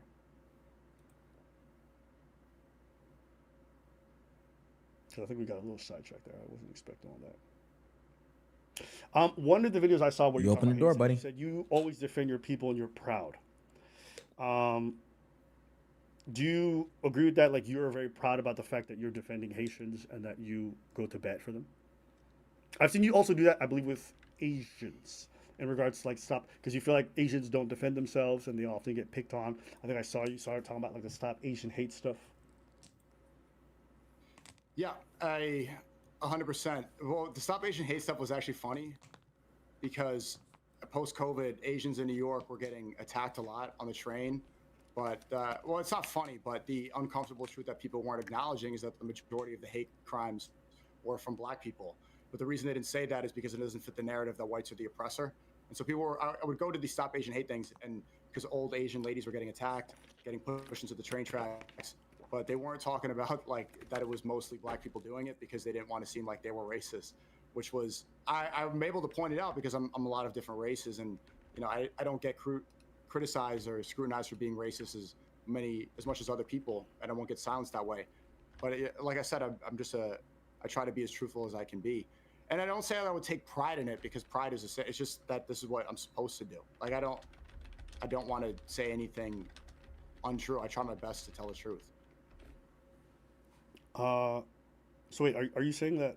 Okay, I actually didn't know this part. So you think that blacks are the ones who commit most of the crimes against Asians? Most of the crime during the Stop Asian Hate post-COVID, most of these attacks were it was like majority black people, but they weren't discussing it. When they were saying Stop Asian Hate, they were acting like it was all right, but it was majority black people doing it because, if anyone lives in New York, I don't have the stats right here, majority of homeless people and stuff, like if you go on the train, the crackhead, stuff like this, it's like it's clear who, like let's be honest for a second. And people can't have that conversation because they don't want to be called racist, but that's who's going to be the one pushing a lady into the train tracks is a crackhead who's homeless in the train station, who's the majority of people doing it. I mean, if you look at all the videos. Can I ask if what you're saying is true, that black folks are doing that? Let's say hypothetically it is true. How do you know they're hate crimes? What are the implications of that, and what's the problem there? What do you see as the issue, if that's true? That maybe there's a bigger problem over here, like maybe that the crime is not being addressed, or the black homeless rate and the black drug addicted rate in New York City is not being addressed properly because people don't want to be called racist. That Asians have to live in fear, and Asians can't speak about what they know to be true because they don't also want to be called racist. Yeah, so they have to live in fear, like black folks, potential hate crimes, or for whatever it might be. Or it could be homelessness, like you said, drug, but like black folks will go after them, kind of thing. Mm-hmm. Okay. So again, I didn't know this until like 5 seconds ago. Was just like ask him how he knows that they're hate crimes. All I found on this. It says, and I'll put it up on the screen so you can see it. I'll pull it up on the. How does he know that? And I will just expand this a little bit. You can read it yourself, and I will read it out loud. Scholars have challenged this black Asian conflict narrative by highlighting that white perpetrators commit over 75% of anti-Asian hate crimes. I remember the stat. So what's considered a hate crime is also verbal. So if you yell at somebody, that's labeled as a hate crime. What was really important from hate crimes, because I think this statistic is manipulated, is violent attacks. The violent attacks are separate from a hate crime. That's why I think the stat's manipulated. Okay. Do you have any statistical number? No, and that's a dumb way to look at that, gang. Yeah, I could look up. It's not manipulated simply because. No. I'm asking if you have any study or anything like that shows. It's not manipulated simply because you don't weigh verbal attacks the same as physical attacks. Protests, and it was after Asian women were attacked, and I think it was like 2 or 3 that I went to. All of them were committed by black people. Okay. Sneeko, that's so stupid, bro. Right, that's stupid. I need something when I'm gonna make a statement like that. You need statistics. I'm not gonna ask two people. And the reason why I'm saying this, Sneeko, is like you're doing again the exact thing that makes the whole Springfield cats and dogs story valid. Literally, right? Because I heard from 2-3 people and they said they do it, so that's it. And then you repeat it online, and it's like. These have implications. You're telling your audience that black folks are going to be more violent in these kinds of situations, especially against Asians. Be wary when the numbers don't really bear it. I know you've explained why you don't think that. Well, once again, this hate crime statistic is not accurate. Why is it not accurate? Because you don't believe verbal? Because they don't have the definition. The problem to me, the problem overall to the community is violent crime. Is not verbal crime. But that's not. Do you want to look up violent crime? We could look it up. We could look sure. If there's evidence that violent crimes, there's a disproportionate amount, or there's a large change, that's fine. And then also, it's like, if you're looking at this situation, and then you're even going in regards to the race, then you have to look at, okay, well, are these hate crimes on the basis of them being Asian? Thank you. Is this Thank a you, matter Abba. of, like, there's an overrepresentation of black folks within the homeless community? Is it mostly drug addicts? Like my issue with these kinds of conversations. Yeah, that's true. There's many reasons. There's many reasons why that happens. Well, Maybe people argue that. Go ahead. No, sorry, I cut you off. Go ahead. My bad. Yeah, I was saying that maybe there's a lot of reasons why there's an overwhelming amount of black homeless people. People say maybe it's gentrification, maybe it's white supremacy, maybe it's like the drugs that were poured into the black community making black people poor. But that's not what I'm saying. I was like, with this Stop Asian Hate thing, the majority of the actual attacks, it was black people, but people were apprehensive to talk about it. But I'm not saying all black people are violent. That's not the rhetoric here. Well, you're kind of insinuating, or what you take away from the comment when you say that is that this issue is something that's stemming mostly from black folks. That's what happens, right?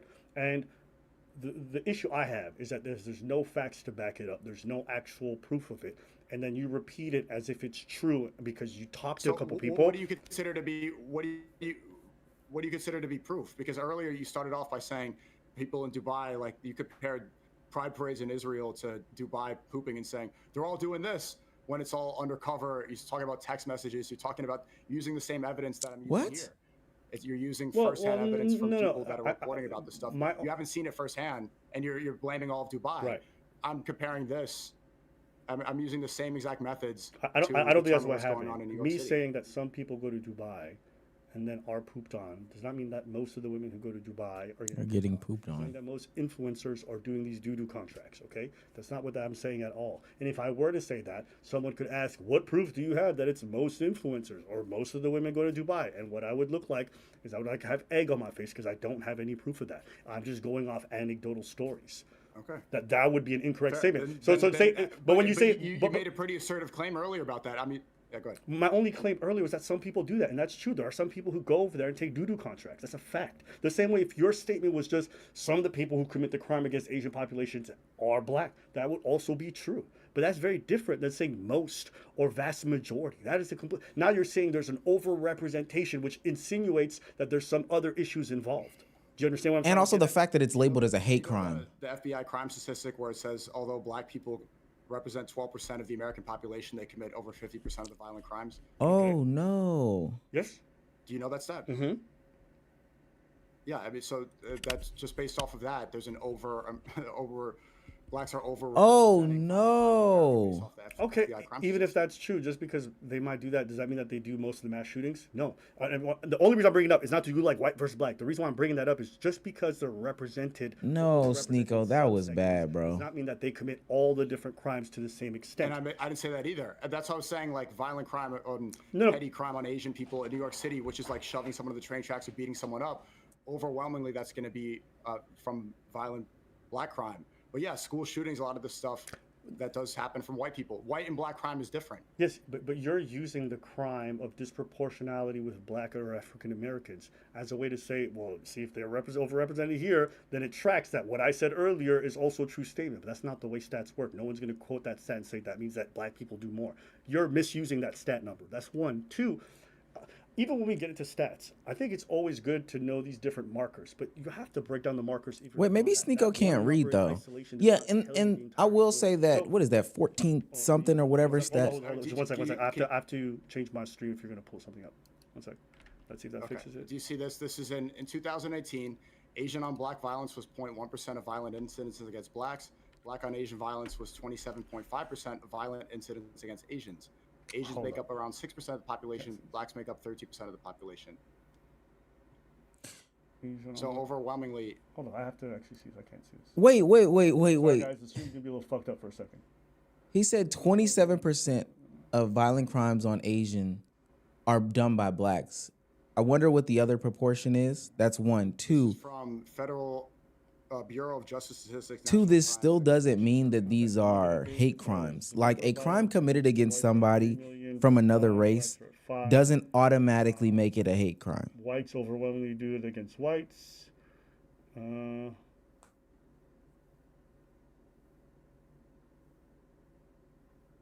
27.5% is overrepresentative of, if they make up 13% of the population, that's an representative statistic.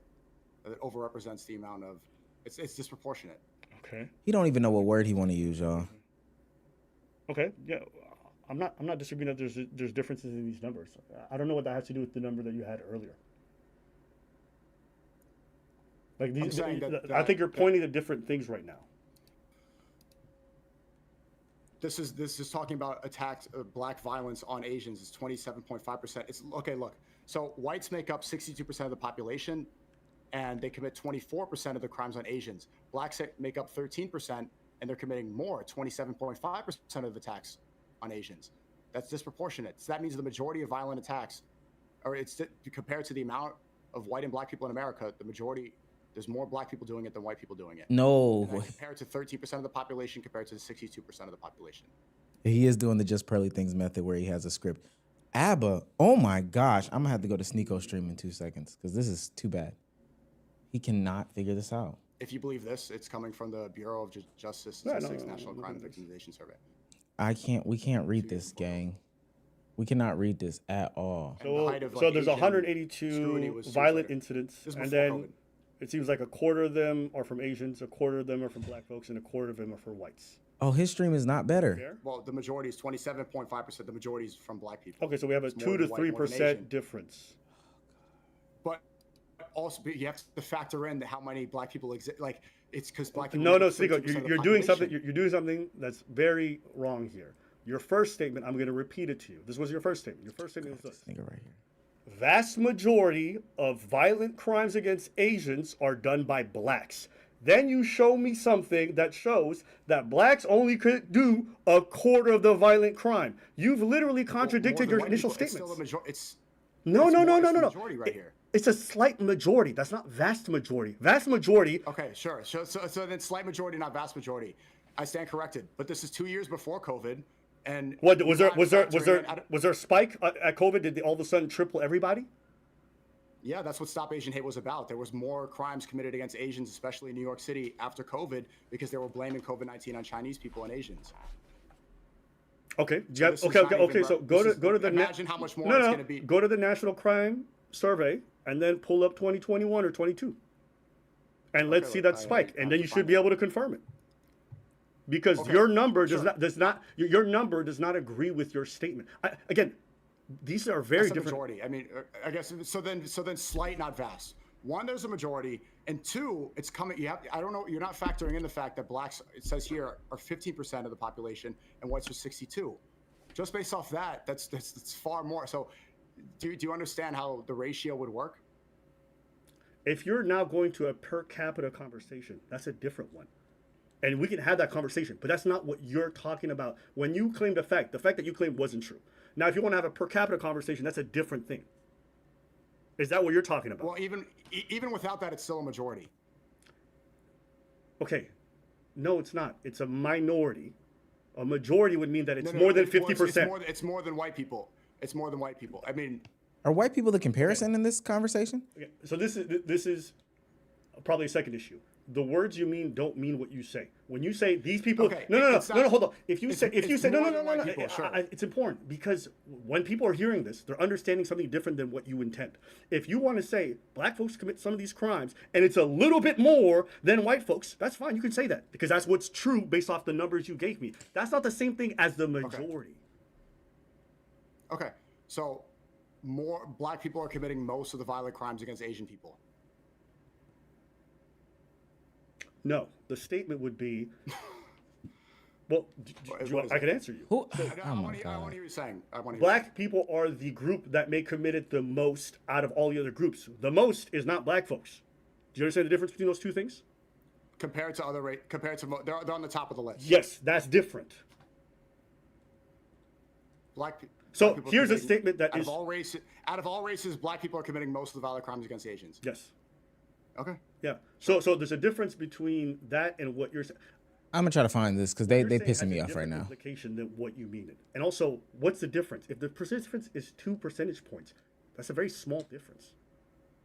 Right? Like the way you're speaking, this is how you spoke when you were talking about that Stop Asian Hate. You're like, yo, black people, vast majority of them are the ones who are hurting Asians. That's a problem. No one wants to talk about it. It's like, well, no, they're almost nearly identical to Asians and whites. That's the truth. And mind you, the difference. So the narrative you're building is not accurate. While being, even though there's 1/4 of the population is black compared to white, factoring that in as well. And we could even bring up specific to New York City as well. So again, if you want to talk per capita, we can talk about that, but that's not the same thing. Like we have to understand that's a different thing. I would also ask you, geographically, where these crimes are taking place as well, because you're saying this as if. Some of the way that you talk. I'm sorry. I believe you. I'm sorry, they're pissing me off right now. When you say this talking point and you want to bring in per capita, we'll bring in all the data.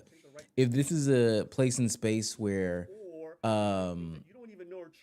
blacks are also heavily represented, then like your per capita argument doesn't make a lot of sense to me.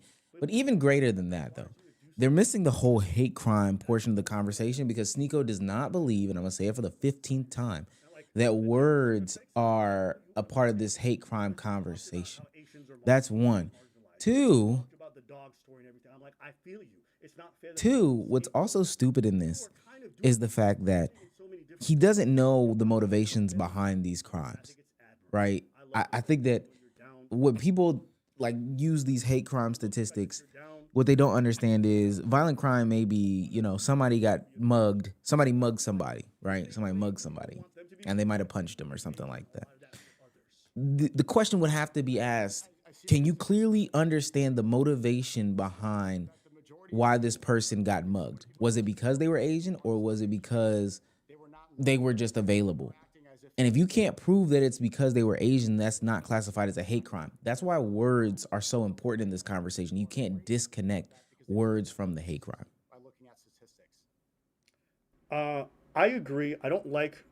Here's my thing. When I talk about crime, right? I don't like that people are like, black people have no problems. Never. It's okay to have that, but if you're also honest, Nico, a lot of people don't engage in this conversation in good faith. Ask that nigga to define a hate crime, please. So you end up becoming kind of a bit of a useful idiot, because I'm not saying that you are, but they'll be like, yeah, Sneako's fucking base. I love it when he talks about this, about minority with the minority face. It's really great that we have somebody, but behind closed doors, if they get their fucking way, they want you to have no rights. So I'm always very reticent to jump on that side either. I think there's a middle ground where you just talk about the facts. And we shouldn't have emotional arguments regardless. Like the same reason white people on the right have emotional arguments and be like, yeah, black people suck. It's like, well, leftists also have that argument. Like, no, I love trans people. Like, we should remove biases from what's factual. That's what I want to get to. I agree with that. I'm not somebody who sits here and say, as an Ethiopian immigrant, we don't have problems. I'm not somebody who doesn't spend time talking about issues that I don't like culturally. I'm very open about that. But there's a way to do that responsibly where you don't just put into fucking racist narratives. The same way, I'm not going to go online and be like, I heard fucking Haitians eat dogs every day. So, get them out of Springfield. I'm not going to do that because I'm just playing into their narrative. So, and you shouldn't do that with the Dubai thing either. Unless you've seen people get pooped in. Okay, if you want, I could just send you the links. There's people who've literally done investigative journalism for the Dubai stuff. If someone's done that I just called the Haitian guy who's seen it. My God, that's not investigative journalism. Is it not? No. Okay, you trolling. Not investigate. How's that? I'm not trolling. No, I'm being 100% serious. How is that not investigative? Okay, so somebody calls me, Sneeko's been raping girls every day. He's pretty much like Epstein. I go and repeat that. That's investigative journalism? Okay, it's not just him. I have an anonymous source. Sneeko loves little kids. He put his name out there. But he's doing it for safety. I'm doing journalism. He's doing it for safety. He knows you did a little kid, and that's why you did that AI picture, because it wasn't actually AI picture. You like that Jeffrey Epstein stuff. That's why you like his drip. Okay. Do you think that Lenz, my friend, he's from it? Do you think that he would? Why would he what would his ulterior motive be? I don't know. I don't know him. I don't know what's his source. I don't know how we see. Let's look at this in good faith. Why would I look at it in good faith? He doesn't have any reason to. He's saying, okay, if you're going to say something that's relatively extreme, I'm going to require you to provide a bit of evidence. So you're just saying, I saw it. I'm not going to believe that. Is that a crazy thing? I mean, I could bring up videos of. That's a good start. That's a good start. Abba should get off. Abba should get off of this conversation so bad, but I'm gonna start. Yeah, he's not. But I'm using both. I'm using investigative journal. I've seen videos of it happening, and I've asked multiple sources. My family lives in Haiti. This seems to be conclusive enough for me to determine. Yeah, Abba's not winning this one. I ain't gonna lie. Myself, and I was surprised to hear that. And I said that in that podcast clip you brought up. That video. That Wait, happened wait, in America, Sneeko, W that was Sneeko false. letting them go back to And I this asked people, conversation and I right here looked into because it, this and is I a saw win what's going on. for him, Yeah, I think especially in the eyes of I a think I lot of people. understand. I think I understand where you're getting at. I just Bad chats from Abba. Bad chats from Abba. yeah. I think we've kind of because I want to loop a little bit. I do want to get to Yeah, other we parts. can move on. And honestly, I didn't know we were going to touch on this and stuff. So this is all. But it's cool. They're eating the dogs. They're eating the cats. Bro, that shit. I was kind of livid when that stuff was happening. But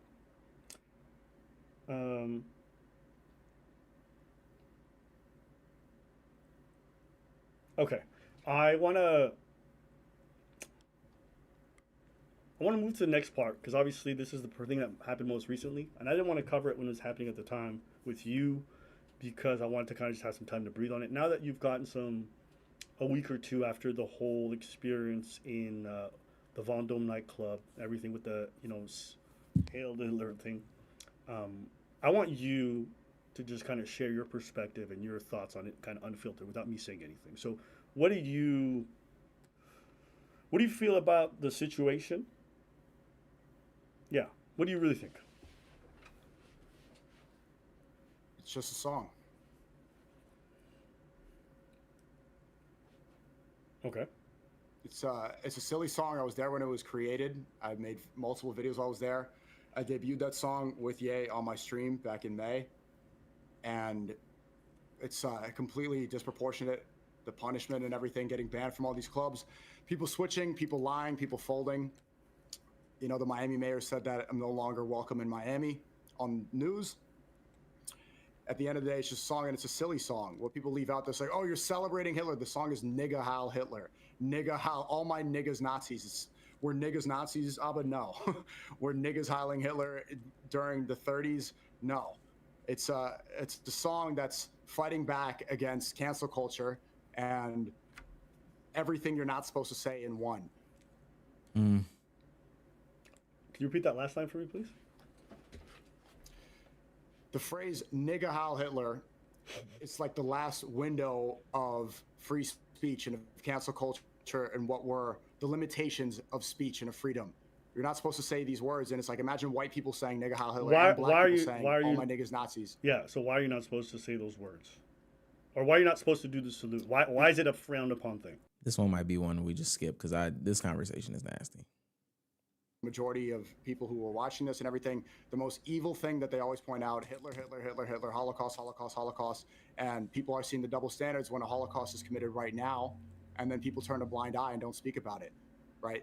Hitler existed 100 years ago. He's dead. The Nazi party doesn't exist. This stuff is over. But they always say that this is the worst thing that happened. And people that use that a lot to say it's the worst thing that happened are doing it in order to distract you and to not talk about the genocide that's happening right now. Okay. So I see a lot of hypocrisy. Do you think what's happening in Palestine is horrible? I think it's worse than what happened in the Holocaust. They're starving people. You can see they're cutting off the water supply. They continue to shoot people after the ceasefire. A lot of children are being killed, kept in an open-air prison. I want to see Palestine free. I think it's disgusting. I think we're seeing it in 4K. Yeah. We have overwhelming evidence, and American tax dollars are funding it. I agree. Everything that's happening in Palestine is incredibly bad. And if you want to say it's the worst, I'm going to meet you there and say, I agree. Let's say hey, okay? Okay.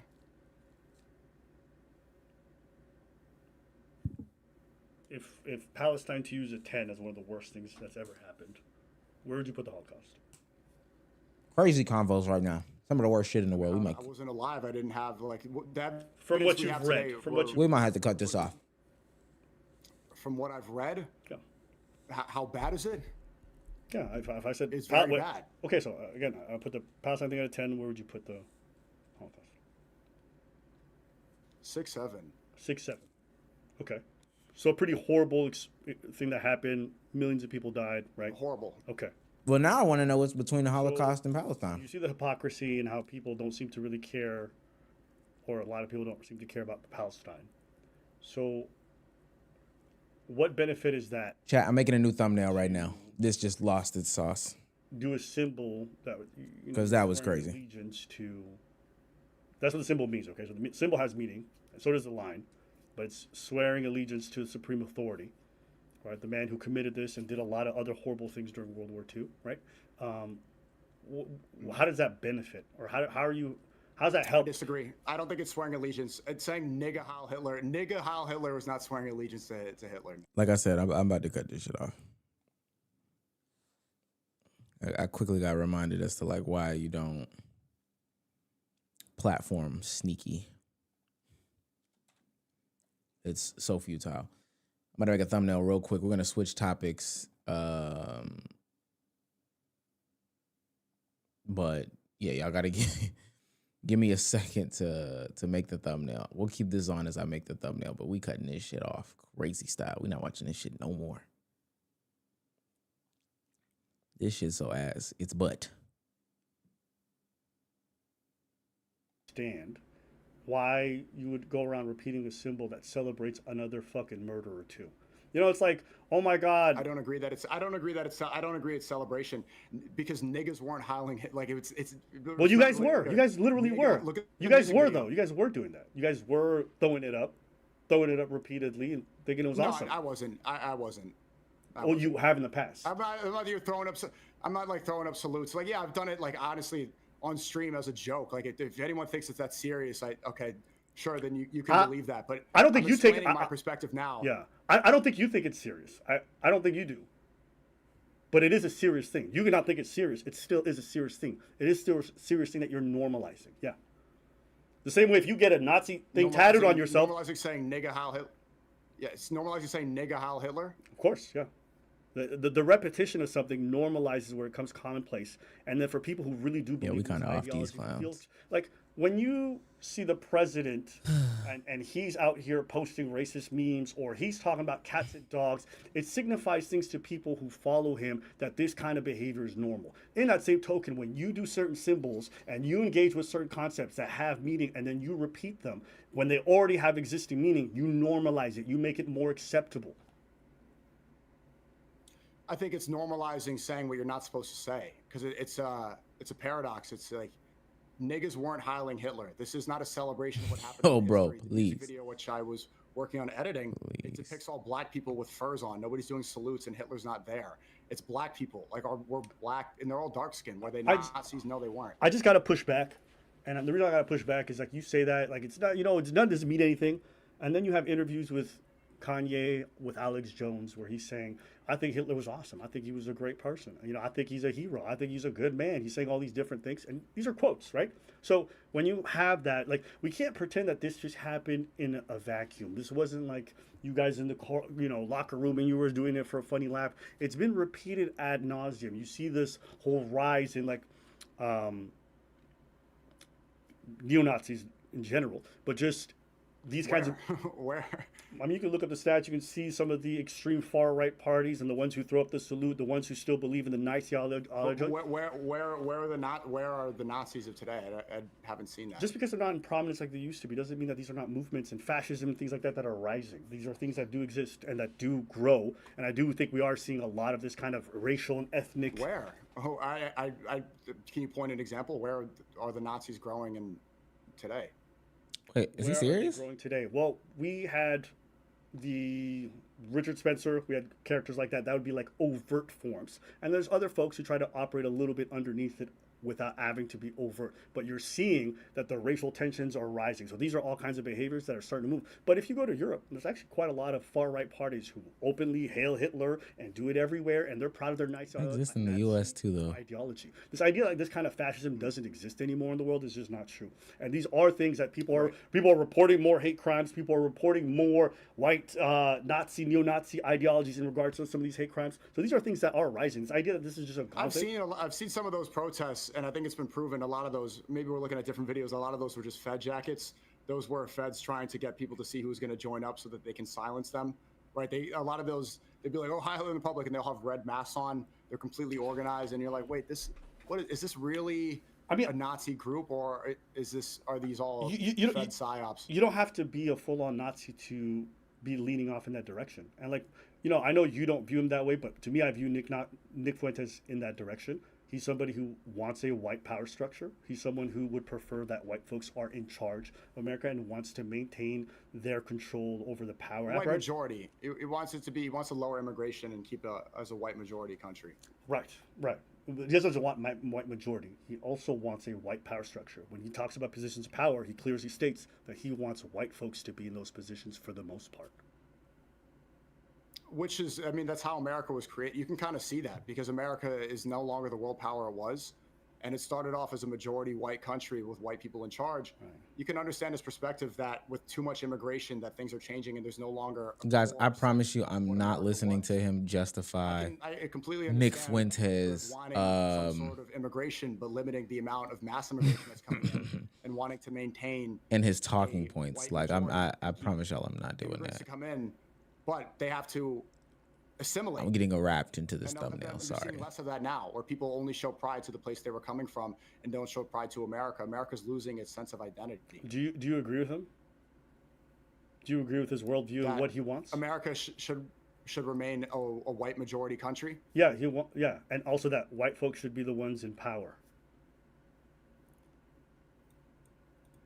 That white should be the ones. No, not necessarily that white people need to be the ones in power, but I understand the necessity for pride in this country. Pride is a sin, but to keep some sort of, America is going to survive. How did he walk into a contradiction that easy? In this country that want to live here, that don't even make sense.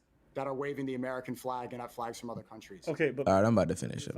I don't care about white pride. That's not what the core. He's not a white pride activist. He's a political pundit who actually is part of a political movement, and they want to effectuate political change. So he advocates for a white power structure in which whites are the majority of those in charge. That's what his words. So I'm asking you, do you agree with that? Do you think that's ideal for America, your country? My most important issue is getting rid of the parasite of Israel and AIPAC in our country. That's the number one most important issue, and his movement is the most successful movement at getting rid of that and has been pointing it out. That's why we work together in the A24. So, Nick. Yeah. Wait, that's crazy. I feel like I'm asking again. He is though. I'm explaining. I don't overlap with everything. I don't like he. Essentially, he thinks it's important that America. He wants it to have allegiance to. I'm not going to misquote him or misrepresent him, but he thinks that he's a Catholic. And America started out as a Protestant Freemason country. The founding fathers were Freemason. So for this to be a Catholic monarchy, which I'm not saying that he's saying, that a lot of that stuff doesn't align with my religious beliefs and everything, but I think he has the most successful movement at maintaining America as a strong world power and getting rid I don't like the way that this Israel's looks, but using our resources we're gonna rock with it, y'all, for their political gain instead of ours.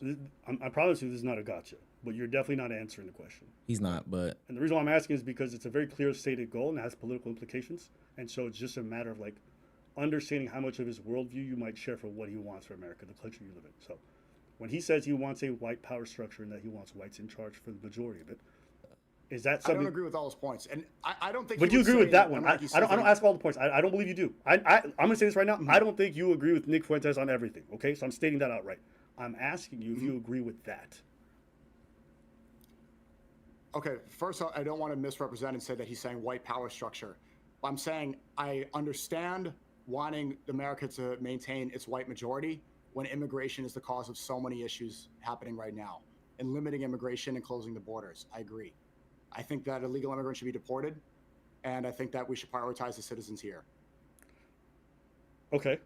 And if that were to happen, then it would, right now, whites are the majority. It's looking at that if we allow this mass immigration, that's going to change very soon, and America is going to lose its sense of identity. So, and as a minority, I hate talking like that, but I think America would benefit more from maintaining a white majority where immigrants come in to assimilate rather than dominate, to take resources and not show allegiance to this country. I understand you agree Little with zesty. how the immigration should be structured in the white majority. But guys, I promise y'all I'm almost done. Like, my question is not that crazy either. It's kind of clear what he wants. Agree or disagree, whichever part you want. But when he says he wants a white majority, and he wants white folks in charge, as a majority in terms of the political apparatus, do you agree or disagree with that? With maintaining a white majority? No. Okay. I'm not talking about population. I'm talking about those in power, those who make the decisions. He's very publicly stated that he wants a white majority. That's important for power and politics. So I'm asking, do you share that opinion? Well, I don't know if that's true. I mean, he was working on Ye's campaign. Ye was running for president. We were both working on that political campaign. Ye's black. So, I mean, if he didn't want black people or minorities in charge, he wouldn't have been working. All right, I got it. I'm done. Let's try to take a look at some clips. Actually, because I think this happened even in our debate. And I don't even know if I was going to pop these in, but fuck it. Because I think it's important, because I'm just trying to understand where your views overlap with his. Because, yeah, I think it's kind of important to this whole. Yeah, the majority overlap is that we both agree that. Oh, I'm just now reading comments because I was making a thumbnail. Sorry. All right, so I had to during a debate. This one I kind of cooked on. 4-year-old debate, yeah. Well, I mean, he's present. He's already been doing politics for years. You know, he speaks on it, and a lot of his goals are still stated in regards to the white majority stuff. So just take a listen. He's talking about the fact that he wants like a white core. I find it interesting that there's a specific idea about a white core. Nick, would you not concede the fact that both white and black Americans that were imported here? Oh, wait, let me make sure everyone else can see. So I'm just going to switch over, and then I will just move that like that. Through slave trade are the genesis of this country and should have just as much hold. But I'm pretty confident that if black Americans had a majority core, you would not be okay with it, correct? Well, because America's not historically a majority black nation. But if it became one, they have just as much claim to the country as the white folks, do they not? Well, I think as the people that are in America, yeah, sure. Okay, so let's say tomorrow they started overpopulating like crazy and then they became a majority. Would you be fine with it? He's out of here. Probably not, no. He's out of here.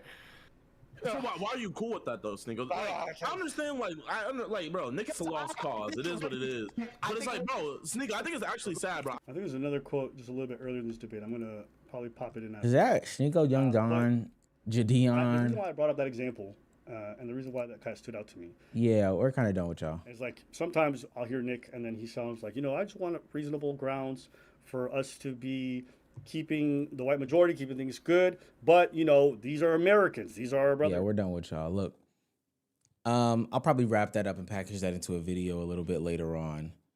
I did want to get into a little creator talk. I do have a video that came out, y'all. I don't know if y'all saw.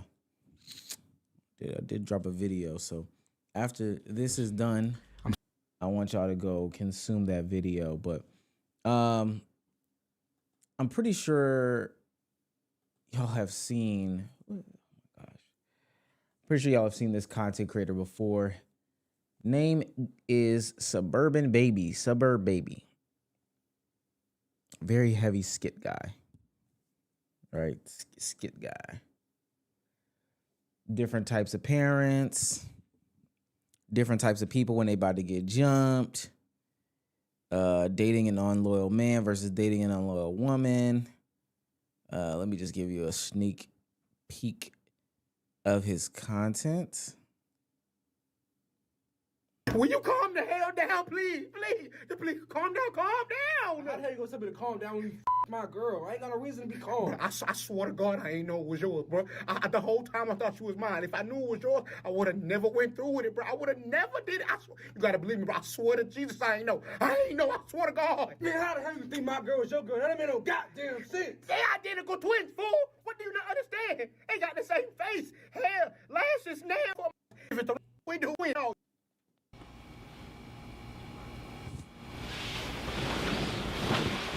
All right, and this is a brand of Instagram comedian that, kind of popped up a couple years ago. I want to say a couple years ago. I think this story is interesting because not too long ago, he dropped a video called Why I'm Done with Content. Dropped a new video called Why I'm Done with Content, right? And throughout the past couple of years, content has been changing, all this other stuff like that. But I think he's run into a harsh reality. He's faced a harsh reality. And I kind of want to get into the reality check that he's, gotten himself into. So tap into this video real quick. What's up, y'all? Suburb Baby here. And I just want to use the time to say I'm officially done making content. Man, I know this video, being my last video, is gonna make some people sad. Some people might, you know, not be happy because I'm someone they watched on a daily. But man, I've been thinking about this for a while, and this is the time I actually feel like, you know, I have the courage to tell you guys I want to stop. And let me just give you the reasons I want to stop and not just tell you why I want to stop. You know, I've made well over tens of that. Like, I think I've made over 5, 6, 7,000 videos. And man, guys, 7,000 videos, and he said well over 7,000 videos. I don't think people realize, for what it's worth, how many videos that is in totality, like on a daily basis, or on a monthly basis, on a yearly basis, on a weekly basis. He's only been doing this for about 5 years, and he said he's made about 7,000 videos. Even if you divide, let's do 7,000 divided by 5 is 1,400. You want to divide that by 12. That's 116 videos a month. He's doing 116 videos a month. We divide that by 30. That means he's doing about 4 videos a day. That's just the math on it. I did see, where is he at? I saw a TikTok earlier of Devontae West. Y'all know who he is. Big boy. Big boy. He talked about exactly how many videos, 'cause I think he found exactly how many videos Buddy had made over this course. That, I will say, is impressive, but it's also an impressive curse. And this is the trap that a lot of content creators fell into, is that like TikTok and all these other platforms made it easy. So this is low key, this is like crack. I know that sounds crazy. Oh, I found it. Let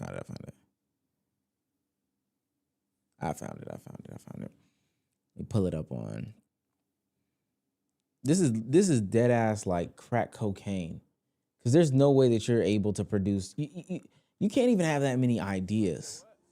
You shouldn't have that many ideas that are worth firing up the camera for in that short amount of time. I think that that's actually outrageous. 207 divided by 60. That was an average of over 400 videos a month. Jesus. If I'm doing that math correctly, that's over 400 videos monthly for 5 years now. Can you imagine the burnout? Crazy I burnout. understand now. If I did my math correctly, y'all. No, you did your math correctly. That's an insane level of burnout. There's no job in which you have to perform to that level that consistently. It truly, that's not something that's sustainable. I'll tell y'all right now, and I ain't been doing YouTube that long on my own channel. I have 800 videos. I think I got a lot of videos, to be quite honest with you. I got 800 videos, and I've been making content for what says 5 years now on the platform. 800 videos, 5 years. I haven't even done 2 months of that nigga's content. 800 divided by 5, divided by 12. That's on average, if I look at my YouTube career, 13 videos a month. If I take in the whole scope, the whole picture of what I've done on YouTube. How can you sustain doing 400 videos in a month? It's truly unsustainable, off top. And I just genuinely don't feel like the content is what it needs to be. And I don't feel like it'll really ever get to what it needs to be. And I know some people may disagree with what I'm saying, but like, that's just how I feel. Like, I don't feel like it'll ever get to where it needs to be.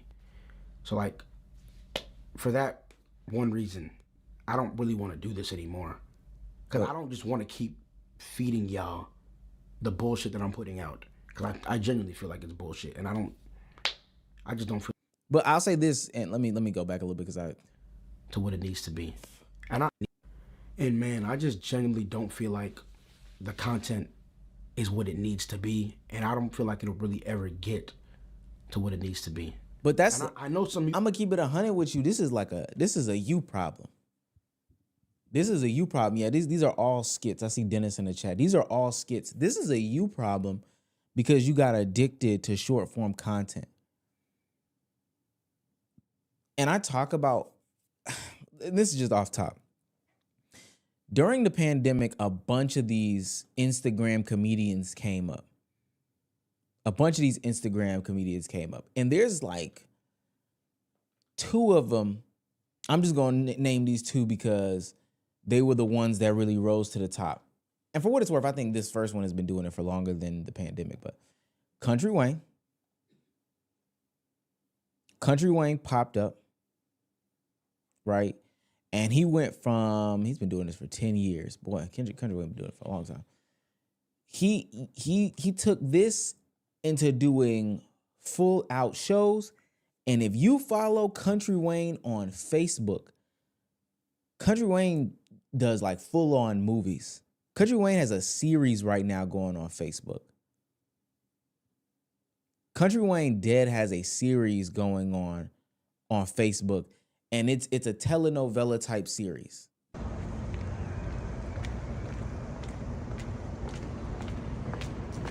Y'all told me you wanted to see me alone. I don't ever want to see you, actually. Ever. But you're here. I feel it's best for both of us. So Country Wayne has a telenovela type series on his platform, and all of that stems from him doing these types of that's why I can't find it. Him doing these old school types of skits. Look, what's up, world? This your boy Country Wayne. I got my 2 sons here, Tony and Tamar. I done told them about gambling. They want to bet me. Came over here to see them. They want to bet me so they want to bet their little allowance. Okay, we're not gonna put that on the screen. But he came from doing these types of skits all the way to doing these telenovelas. And for what it's worth, I'm gonna let y'all know, Country Wayne make a lot of money. Now I know Playboard is not the most accurate, but it's somewhere in this. There's some accuracy in them numbers that are just here, and on Facebook he make a lot of money. Country Wayne make a lot of money. The next person up on the list is Drewski. And I don't even gotta pull up stuff about Drewski, but gang, we know where Drewski came from. Hey, Travion, how you doing? Hey, Miss Stacy. How you doing? You got your pads? Yes. And consistently upped his game, upped his quality, upped all these different things, upped the creativity. Drewski's been upping this for the past X amount of years. But it's so funny that some of these skit comedian guys that exist on these short form platforms have been doing the same thing over and over again. And I think it's funny that Suburb Baby is putting this video out right now after Ha Davis just got laughed out of the park because he's doing 2016 type of skits. He's doing 2016 type of skits. And don't get it twisted. I know they're going to say, well, Drewski has this ability, these resources, and all this other stuff. He can do these different types of skits. I'm just being honest with you. At one point in time, Drewski was just propping up the phone. Old Drewski skits was just him propping up the phone. Old Country Wayne skits was him propping up the phone.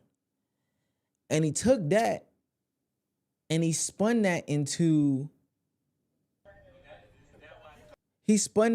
bigger and better. This is him in his room. Couple brewskis over there. She had Ronas? That's him, his phone voiceover. That's nothing crazy. Then we also have the Big Jaws and other people that have done bigger and better. The reason why Suburb Baby is putting out bullshit is because he wants to put out bullshit. He got addicted to that view fix. That's all that is. For real, for real. People may disagree with what I'm saying, but like, that's just how I feel. I agree, it's bullshit. I don't feel like it'll ever get to where it needs to be. So like, for that one reason, I don't really want to do this anymore. Because I don't just want to keep feeding y'all the bullshit that I'm putting out. And there's a money conversation coming up too. I think. I hope it does. Like it'll get me where it needs to be. Another reason I want to stop making content is like one of the other issues with mass feeding this audience this type of content is too you don't build any sort of real audience or real fan base. And there's a couple of different styles of content that don't feed or garner you an audience or garner you a real fan base. I actually think I do sit in one. I sit in one of those ones where I'm not going to garner a real audience or fan base simply due to the fact that I'm just doing commentary. An opinion is an opinion. But am I like a real influencer? Probably not. The difference is I'm not pumping out 100 short form videos. But so the internet comedy niche is also in that same vein, especially if you're not doing these bigger and broader productions. You doing these one-offs.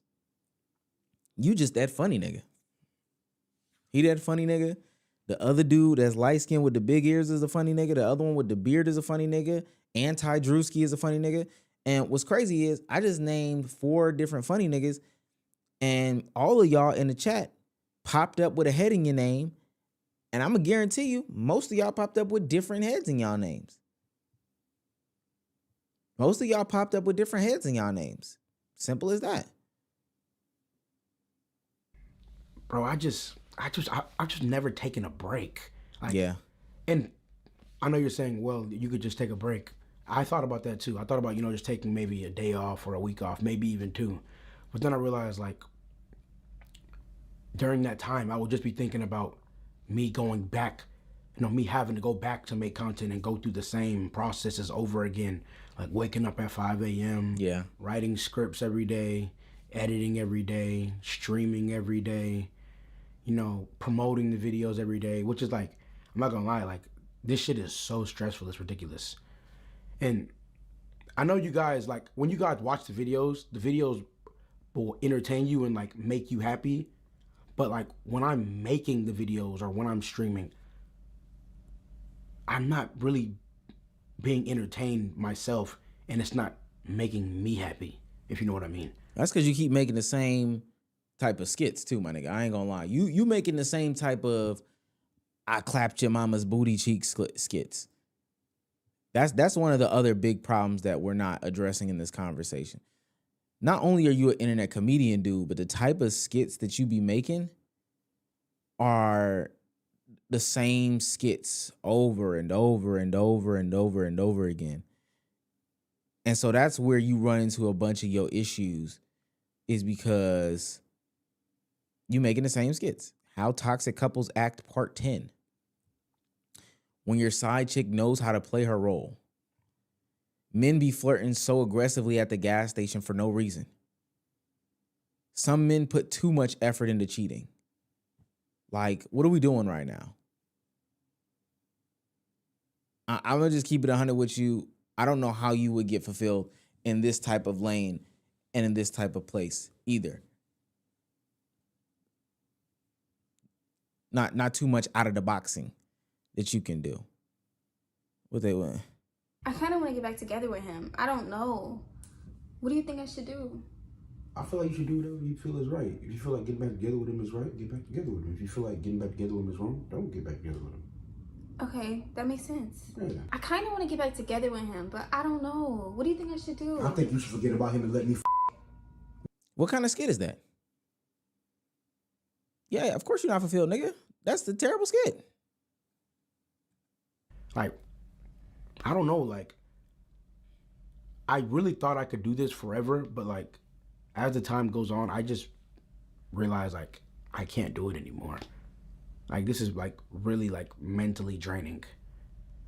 And, like, I really just want to say I'm sorry. Like, this is... It took me a while to make this video, I can't lie to you. I've been postponing this for a while. I've still been putting out content. I've still been streaming. But I really wanted to make this video. I just never really had the courage to. And I applaud you for that. I ain't gonna lie. I do applaud you for that. I want to stop making content is because I just don't, like, when I came into this, I thought the industry, like the content industry, like, when it comes to like the skits and the streaming and all the other stuff, YouTube, all that, I thought it would be different. Like, I just thought it like all would be like more genuine than it is. I'm not gonna say it's just ungenuine, but I just don't want to say that it's genuine, because I come into it like as a very genuine person, and like the stuff I see, it's not even really stuff I deal with. Like I've dealt with like maybe like a little bit, but like the stuff I see on the daily, like it's not genuine. And that's fair. I mean, ultimately it's a business. People are trying to get their shit off. I want to be a part of that, if you know what I'm saying. Like, I don't know, man. It's just, I don't know. It just kind of hurts, you know, trying to put out content with people who, you know, don't genuinely want to, you know, make content with you, if you know what I mean. Like, nope, you need to elaborate, but people are taking advantage of people because because that's what y'all mostly know me for. I know y'all gonna miss that type of content because we have so many skits and so many series.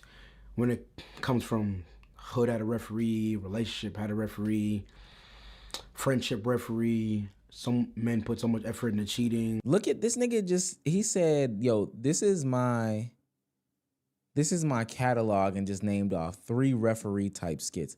This is exactly why you're burnt out and why you're tired. This is exactly why you're burnt out and you're tired. There's just no diversity. There's no growth even within yourself. And the problem is because you thought you had to go every single day, you never gave your stuff the chance to grow and expand and explode. But I'm gonna be honest with you. If Drewski gave us a skit every single day, we'd be tired of Drewski as well. But now, even though he's in trouble, so can't really defend him while he's in trouble right now, but we're waiting for the next Drewski skit. Every time there's a Drewski skit, we're waiting for the next Drewski skit, and it becomes this moment. I do consultations for creators. A lot of creators are hard-headed. They don't fucking listen. But I do. People wait for the next Drewski skit. But when you go every single day like this, back to back to back, I see it with streamers in the streaming community too. Y'all go 10, 15, 20 hours and be burnt out and trying to figure out why you burnt out. Because you're trying to figure out how to make every day of your life into content. And don't get it twisted. There's bread in it, specifically streaming, not this Instagram shit, skit shit. But it's bread in it, but that don't mean that you got to do it every single day. You gonna get burnt out, you gonna get tired. It's not gonna mean much. Shit gonna be ass. Man, I could go on forever. When y'all ask Zesty to get invited to sleepover, different types of parents when they whoop their kids, different types of kids when they get whooped. Like, nigga just said the same thing twice, just remixed. There's just so many series. Like I really enjoyed making. Don't get me wrong, I enjoyed making those series, but like it was just times when I'll be making these skits and these series, and I'm like, damn, like the amount of stress I'm going through. Consultation is probably like 150, 150 to 200, something like that. It's genuinely like fairly cheap, relatively cheap. I'm not gonna lie. Toll on me mentally, and like I genuinely feel like I'll never be able to get to where I really want to be. Should be closer to 300 with my content. I don't know, like it's just something about like me when I think about content. Like, don't get me wrong, I think what I'm putting out is good. Like, 'cause like people tell me every day it's good, but I don't think it'll ever be where I want it to be personally. And like that is a big part of the reason I want to stop making content. And for the people who like will miss all of this and want me to keep making it, I'm sorry, but I can't. Like, I just can't keep doing this to myself, knowing like I'm no longer in love with the process anymore. And don't get me wrong, I'm not gonna delete anything off my channel, off either of my channels. You can go back to either of my channels. You can watch every skit I've ever put out. You can watch every short. You can watch every compilation. You can watch every YouTube video. It doesn't matter. You can watch whatever you want. You can go and I know there's some skits y'all haven't seen yet, because I've put out thousands on thousands of skits. So y'all can go watch whatever you want to watch. But I just want y'all to know, like, I can't do this anymore, and I won't be able to put out any more content. And another thing, I didn't want to just disappear and not give y'all this message, because like y'all deserve this, because like with all the things y'all supported me with, like this house I'm sitting in right now, you guys are the reason I have this, not me. I'll say this too. Though. I think what people in the content game don't understand is it's entertainment nonetheless. Like, very rarely do you see content creators have long lifespans. Very rarely do you see content creators have long lifespans. This is a new concept where people are lasting for these 10 years, 11 years. My elbow, you know what's funny? I got this discoloration is from a scar that I got like a long time ago. A long time ago. I was literally a child when this happened. Had to be. And it's just never going to go back. I'm never going to get my elbow skin back. Other one is not like that. Not at all. I'm just never going to get my pure elbow skin back.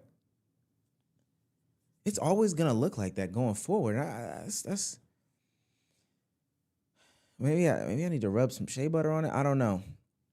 But for real, nonetheless, yeah, content creators don't have a long time. So, and it's hard to do. What you need to do while you have any sort of pop or tick or momentum is you got to figure out how to maximize fast.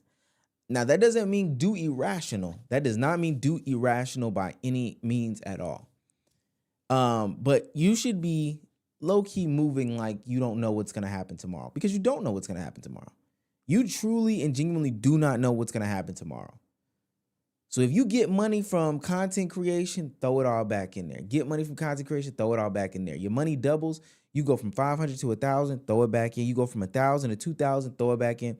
You go from 2,000 to 4,000, 4,000 to 8, 8 to 16, throw it back in, throw it back in, throw it back in, until you get to a point where you're just making an insane amount of money that you can start saving more, investing more, doing some sort of luxury things. But where people be messing up is they start to see a couple $100 or a couple $1,000, and then they get complacent. But what they don't know is somebody is behind them that is more creative and more willing to spend the dollars and the cents to get some shit off the ground. I very seldomly see people shake it up. They get into that range of being in that $10,000 mark, and then they feel like, oh, well, I can be a little bit complacent. But what they do not understand is there's another reactor coming. There's another commentator coming. There's another, young Atlanta dude with the Hellcat coming. There's all these things that are coming. Young woman who does try-ons. They're coming. So if you don't do anything, once you get that momentum to shake shit up, then guess what's going to happen? That person's going to surpass you. And your views are going to drop significantly. You're just going to lose some people. You're going to lose some people. And maybe not on here. I'm just looking at Suburbabe's YouTube. I see some people that got lost. Maybe on Instagram and stuff like that, it works, but you ain't getting paid on no Instagram for real. Maybe through brand deals. That's another thing. Once you pick a certain niche, you're not brandable. Being in like the commentary lane or the Instagram skit lane is not the most brandable lane. Last month, y'all saw I had 3 brand deals. If you've been watching my channel for a long time, before the last month where I had 3 brand deals in 1 month, I've probably had 3 brand deals in the entirety of my whole channel. I probably had 3 brand deals in the entirety of my channel. And I think things are changing, but I'm not branded out. They ain't no PP logo, ain't no DraftKings logo, ain't no StockX logo. I'm not branded out like that. Go to Young Don's channel. Young Don gets a ton of views. Ain't no brand deals over there.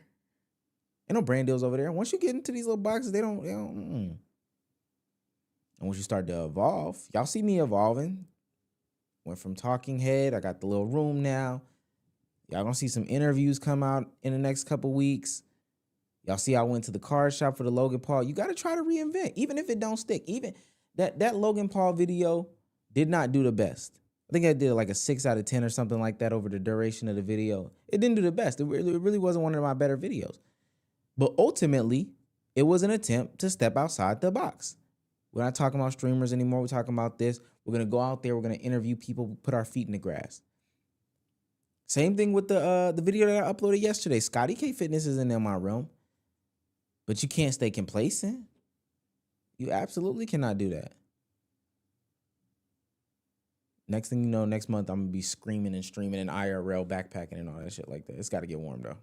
It's y'all. Y'all supported me. The cars that I was able to buy, y'all are the reason I have this. It's not me. It's y'all. Y'all supported me. Like me, even being able to like go on any type of trip, do anything. Like, if I'm being real, y'all are part of the reason y'all are the reason I damn near like didn't lose my first house. Like I lived in with my mom. Like when I started making content, like I needed like a job, but I really wanted to do content, so I kept making content, and eventually like I started making a decent amount of money to where I'm able to pay for the rent at my mom's house, and eventually here I am. I'm in this house because of y'all, and I don't ever want y'all to think I'm not grateful for that, because I really am. I really appreciate all the things you guys. And I can see the trap that he fell into. Like, and to the people who would, if I can make $5,000 getting my friend, putting a T-shirt on my head, pretending to be a woman, and you know, act out this cheating scenario for 20 seconds, why wouldn't I do that? That's the exact trap that he fell for. Why wouldn't I do that? And granted, you do that for an extent because that's what people love. But at the same time, if that gets you 5,000, let's go to a casting agent and let's get a real woman. Let's do something more daring and let's go to a real dinner or something like that. Let's get a camera. Let's set up a skit like Drewski. I don't know. I don't want to keep comparing it to Drewski, but Drewski, all these people be in the same boats. Drewski, Trey Rag, Suburb Baby, all these people. And they be saying to themselves, I can make $5,000 doing the same skit with the T-shirt on my head pretending to be a woman. I can change my voice and act like an Atlanta nigga and make $5,000. But then somebody says, okay, but what if I hired 10 homeboys to do X, Y, and Z? What if I rented a car and did LMNOP? And then fast forward a couple years later, you got the same two people that made $5,000 in their house. They might be making a little bit more. Some might be making a little bit less. But now you have a dude getting a mega church with a custom Dior suit doing a church skit. Say they turned to my content whenever, you know, like they were going through something and like I could make them laugh.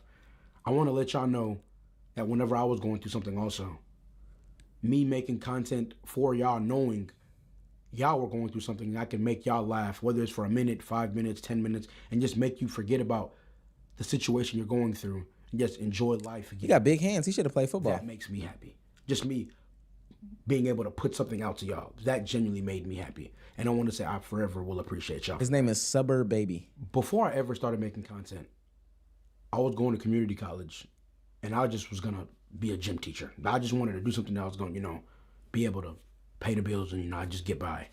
So me having all this, having millions of followers throughout all these platforms, TikTok, Instagram, YouTube, Facebook, shit, even Snapchat, and even the 60-something thousand I have on Twitch, that's like, this is more than I ever dreamed of growing up. Like, I never ever thought it would get to this point before I started doing this. But when I started doing it, I thought it would be more than it is now, if you know what I mean. Like, I genuinely thought I could take the content further, and I actually did. And at this point, with how long I've been doing it, I don't think I can take it any further. It's just not. But I don't know what you thought it would have been. Like, I don't know what you thought it would have been if you were just the skit nigga. And I'm not saying that as a way to discredit Buddy, but you the at-home skit nigga. What should it have been? And I actually don't think that this is like him saying this is an indictment on the algorithms or where people are bringing him and this, that, and the third. I don't think that he thought this. I think he's more so making, you know, a judgment on himself. He's making more of a judgment on himself than anything. I think Kai Cenat is another example. We got Kai Cenat in the same vein. Most people don't know Kai Cenat was the skit nigga. And I remember even Kai saying, like, Chris Brown would repost his skits. No way ABBA and Sneeko are still going. Castanat will be like, Chris Brown reposted my skits. So-and-so DM me. He thinks that I'm funny. But remember, this is on the come up. Oh my God, my throat is itching.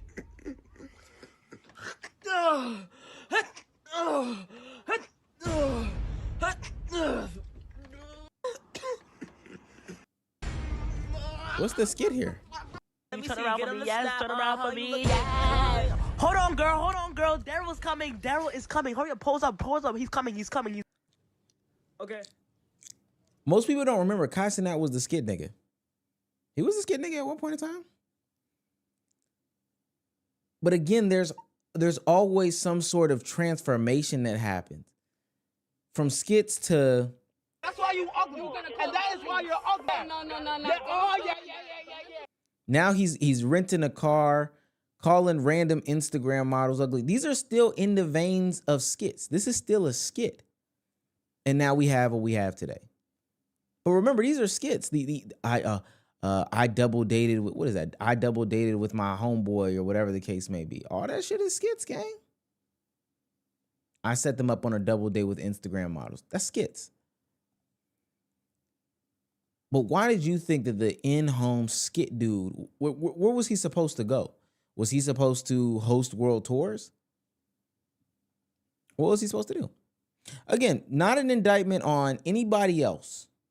I think that this is him talking to himself.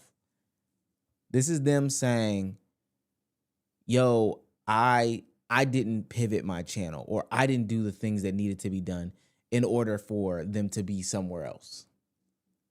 Working out how I wanted it to work out. And I feel like if I keep doing it, I'll really just be wasting my time and kind of wasting y'all's time, if you know what I mean. Even though y'all don't feel like I'm wasting y'all's time. I don't know, that's just how I feel at this point. And man, to the people who follow me, man, I just really want to say I appreciate you. What if you follow me on any platform, even if you've never followed me, if you ever watched a video, liked a video, shared a video, commented on a video, watched a stream, ever subbed, ever sent a TTS note, ever whatever you've ever done, if you ever even said my name, if you ever even called me funny, approached me in public, like, it doesn't matter. I want to say I genuinely, from the bottom of my heart, appreciate all of you. It's just, man, this is just something I just really can't do anymore. I'm really sorry. And that's fair. I'll say this last thing about it. I fear for those content creators that are propped up on volume.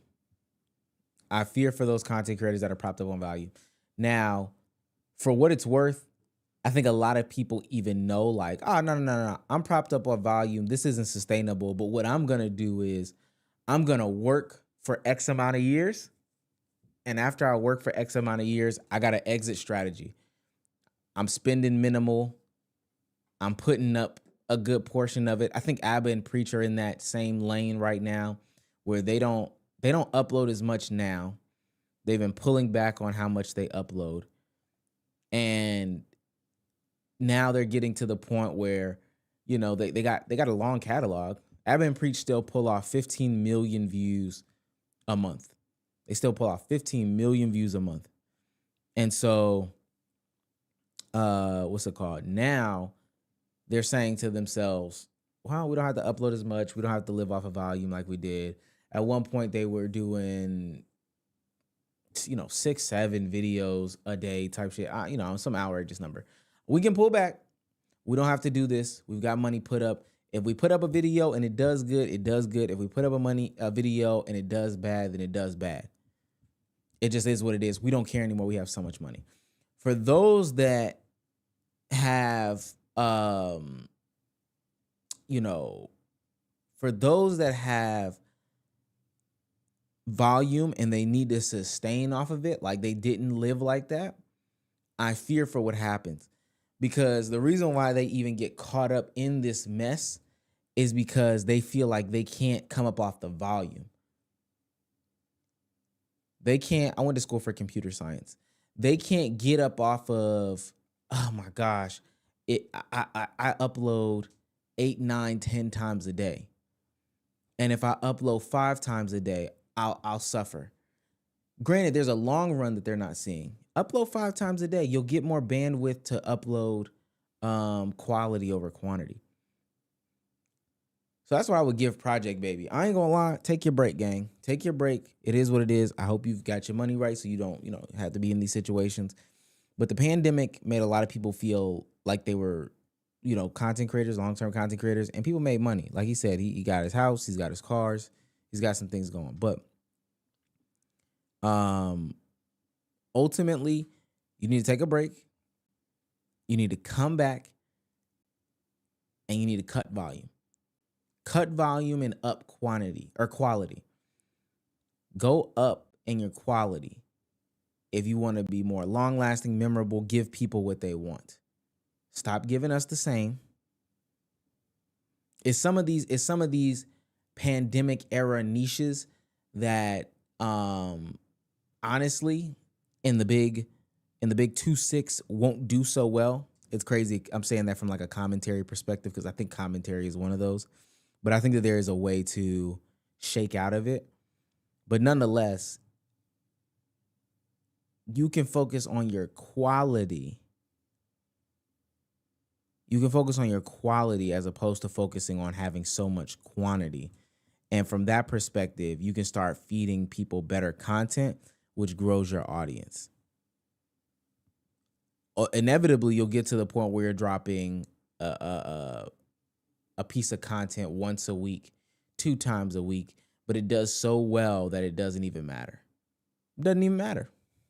It doesn't even matter. I want to go to, let me see Drewski shit real quick. Drewski Church. All right, Drewski's Church skit on TikTok. Man, this shit is a banger, chat. Drewski's Church skit on TikTok has 50.5 million views. I don't know if I can see how many views it has on 50.5 million views on TikTok. On Instagram, it has 65 million. So we'll say 51 and then 66 million. 66 plus 51. We're already over 100 million views.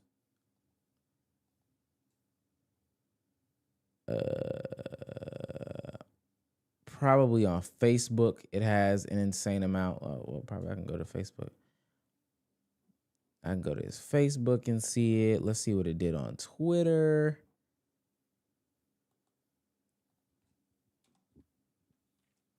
Let's see what it did on Twitter.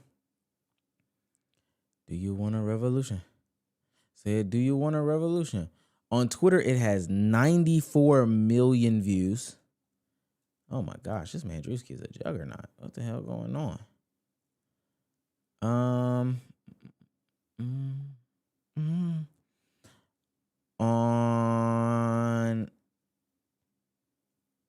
On Facebook, it has, what is this, 19 million views? 19 million views. And then on YouTube, he might have not even put it on YouTube. Shit, let's see. Coming up next. Hey. Hold on, let's see if he put it on YouTube, y'all. Let's see if he put it on YouTube. I'm just doing this math off the top of my head. I'm just going to his social medias, and I am just searching. On YouTube, 2.7 million. We'll round it to 3. That one skit has 233 million views. 233 million views. And for what it's worth,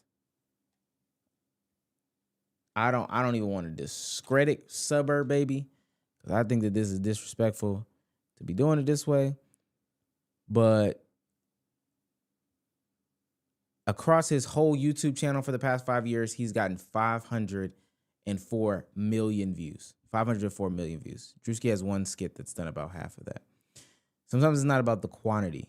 It's about the quality of the product that we're talking about. I wish you luck, Project Baby. Or Suburb Baby. I do wish you luck. Let's tap into the Zyba and preach it one more time. I'm not asking what is it? Like, what do you think it is? Well, where's the majority of foreign influence coming from? All right, we'll do a video on that one. Let's put a ball on that. I'm not watching that shit no more. Ladies and gentlemen, I appreciate you for showing up and showing out tonight. I am going to finish watching The Wire, and I'm going to make me a sandwich. Wire is a good show, chat. Wire is a good show. Just finished season 2, headed into season 3. Stringer Bell is a clown. That is what I got for those that are looking for my The Wire updates. Stringer Bell is an absolute clown. Can't wait for Avon to get out of jail. It's about to spice up. But yeah, we're kind of done. What did Avon say? That's not how the game is played. Fix the soundboard. Oh, I am gonna put the soundboard on.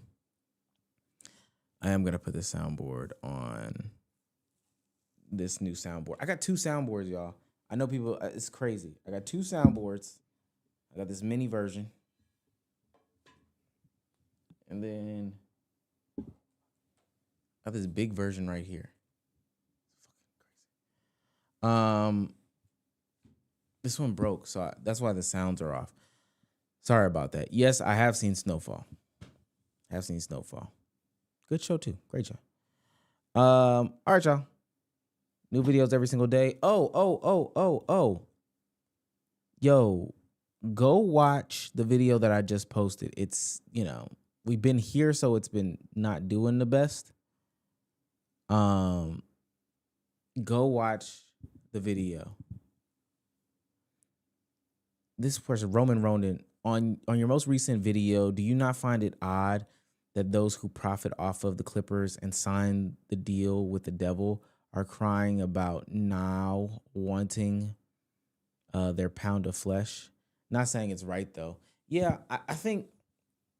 I mean, even in this situation, what we just talked about with Suburb Baby, I think sometimes you take the Kool-Aid, you drink it or whatever the case may be, and you get caught up in a moment, and then you don't really realize the implications as to what can happen down the road. So these kids were just doing stuff because somebody said that this is what needs to be done. Oh, I gotta be clipped. Yo, if you can make 1 short a day, make 2 shorts a day. Try to make 3, 4 shorts a day. Until you actually are living in the ramifications of what's going on. And I think that's where a lot of people sat in. So anyway, chat, we'll see you next time. I'm probably gonna upload a video tomorrow. Should I start back doing my Sunday streams with guests? I don't know. Y'all tell me. We'll make that Sneeko video potentially into 1 video. We will see you guys. Can you explain that? What does that mean? Can I explain what I just what? Oh, I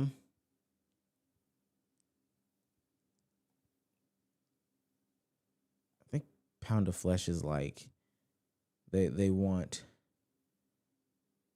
The phrase wanting their pound of flesh is an idiom, someone insisting on getting something they are entitled to no matter how much distress or suffering it causes the other.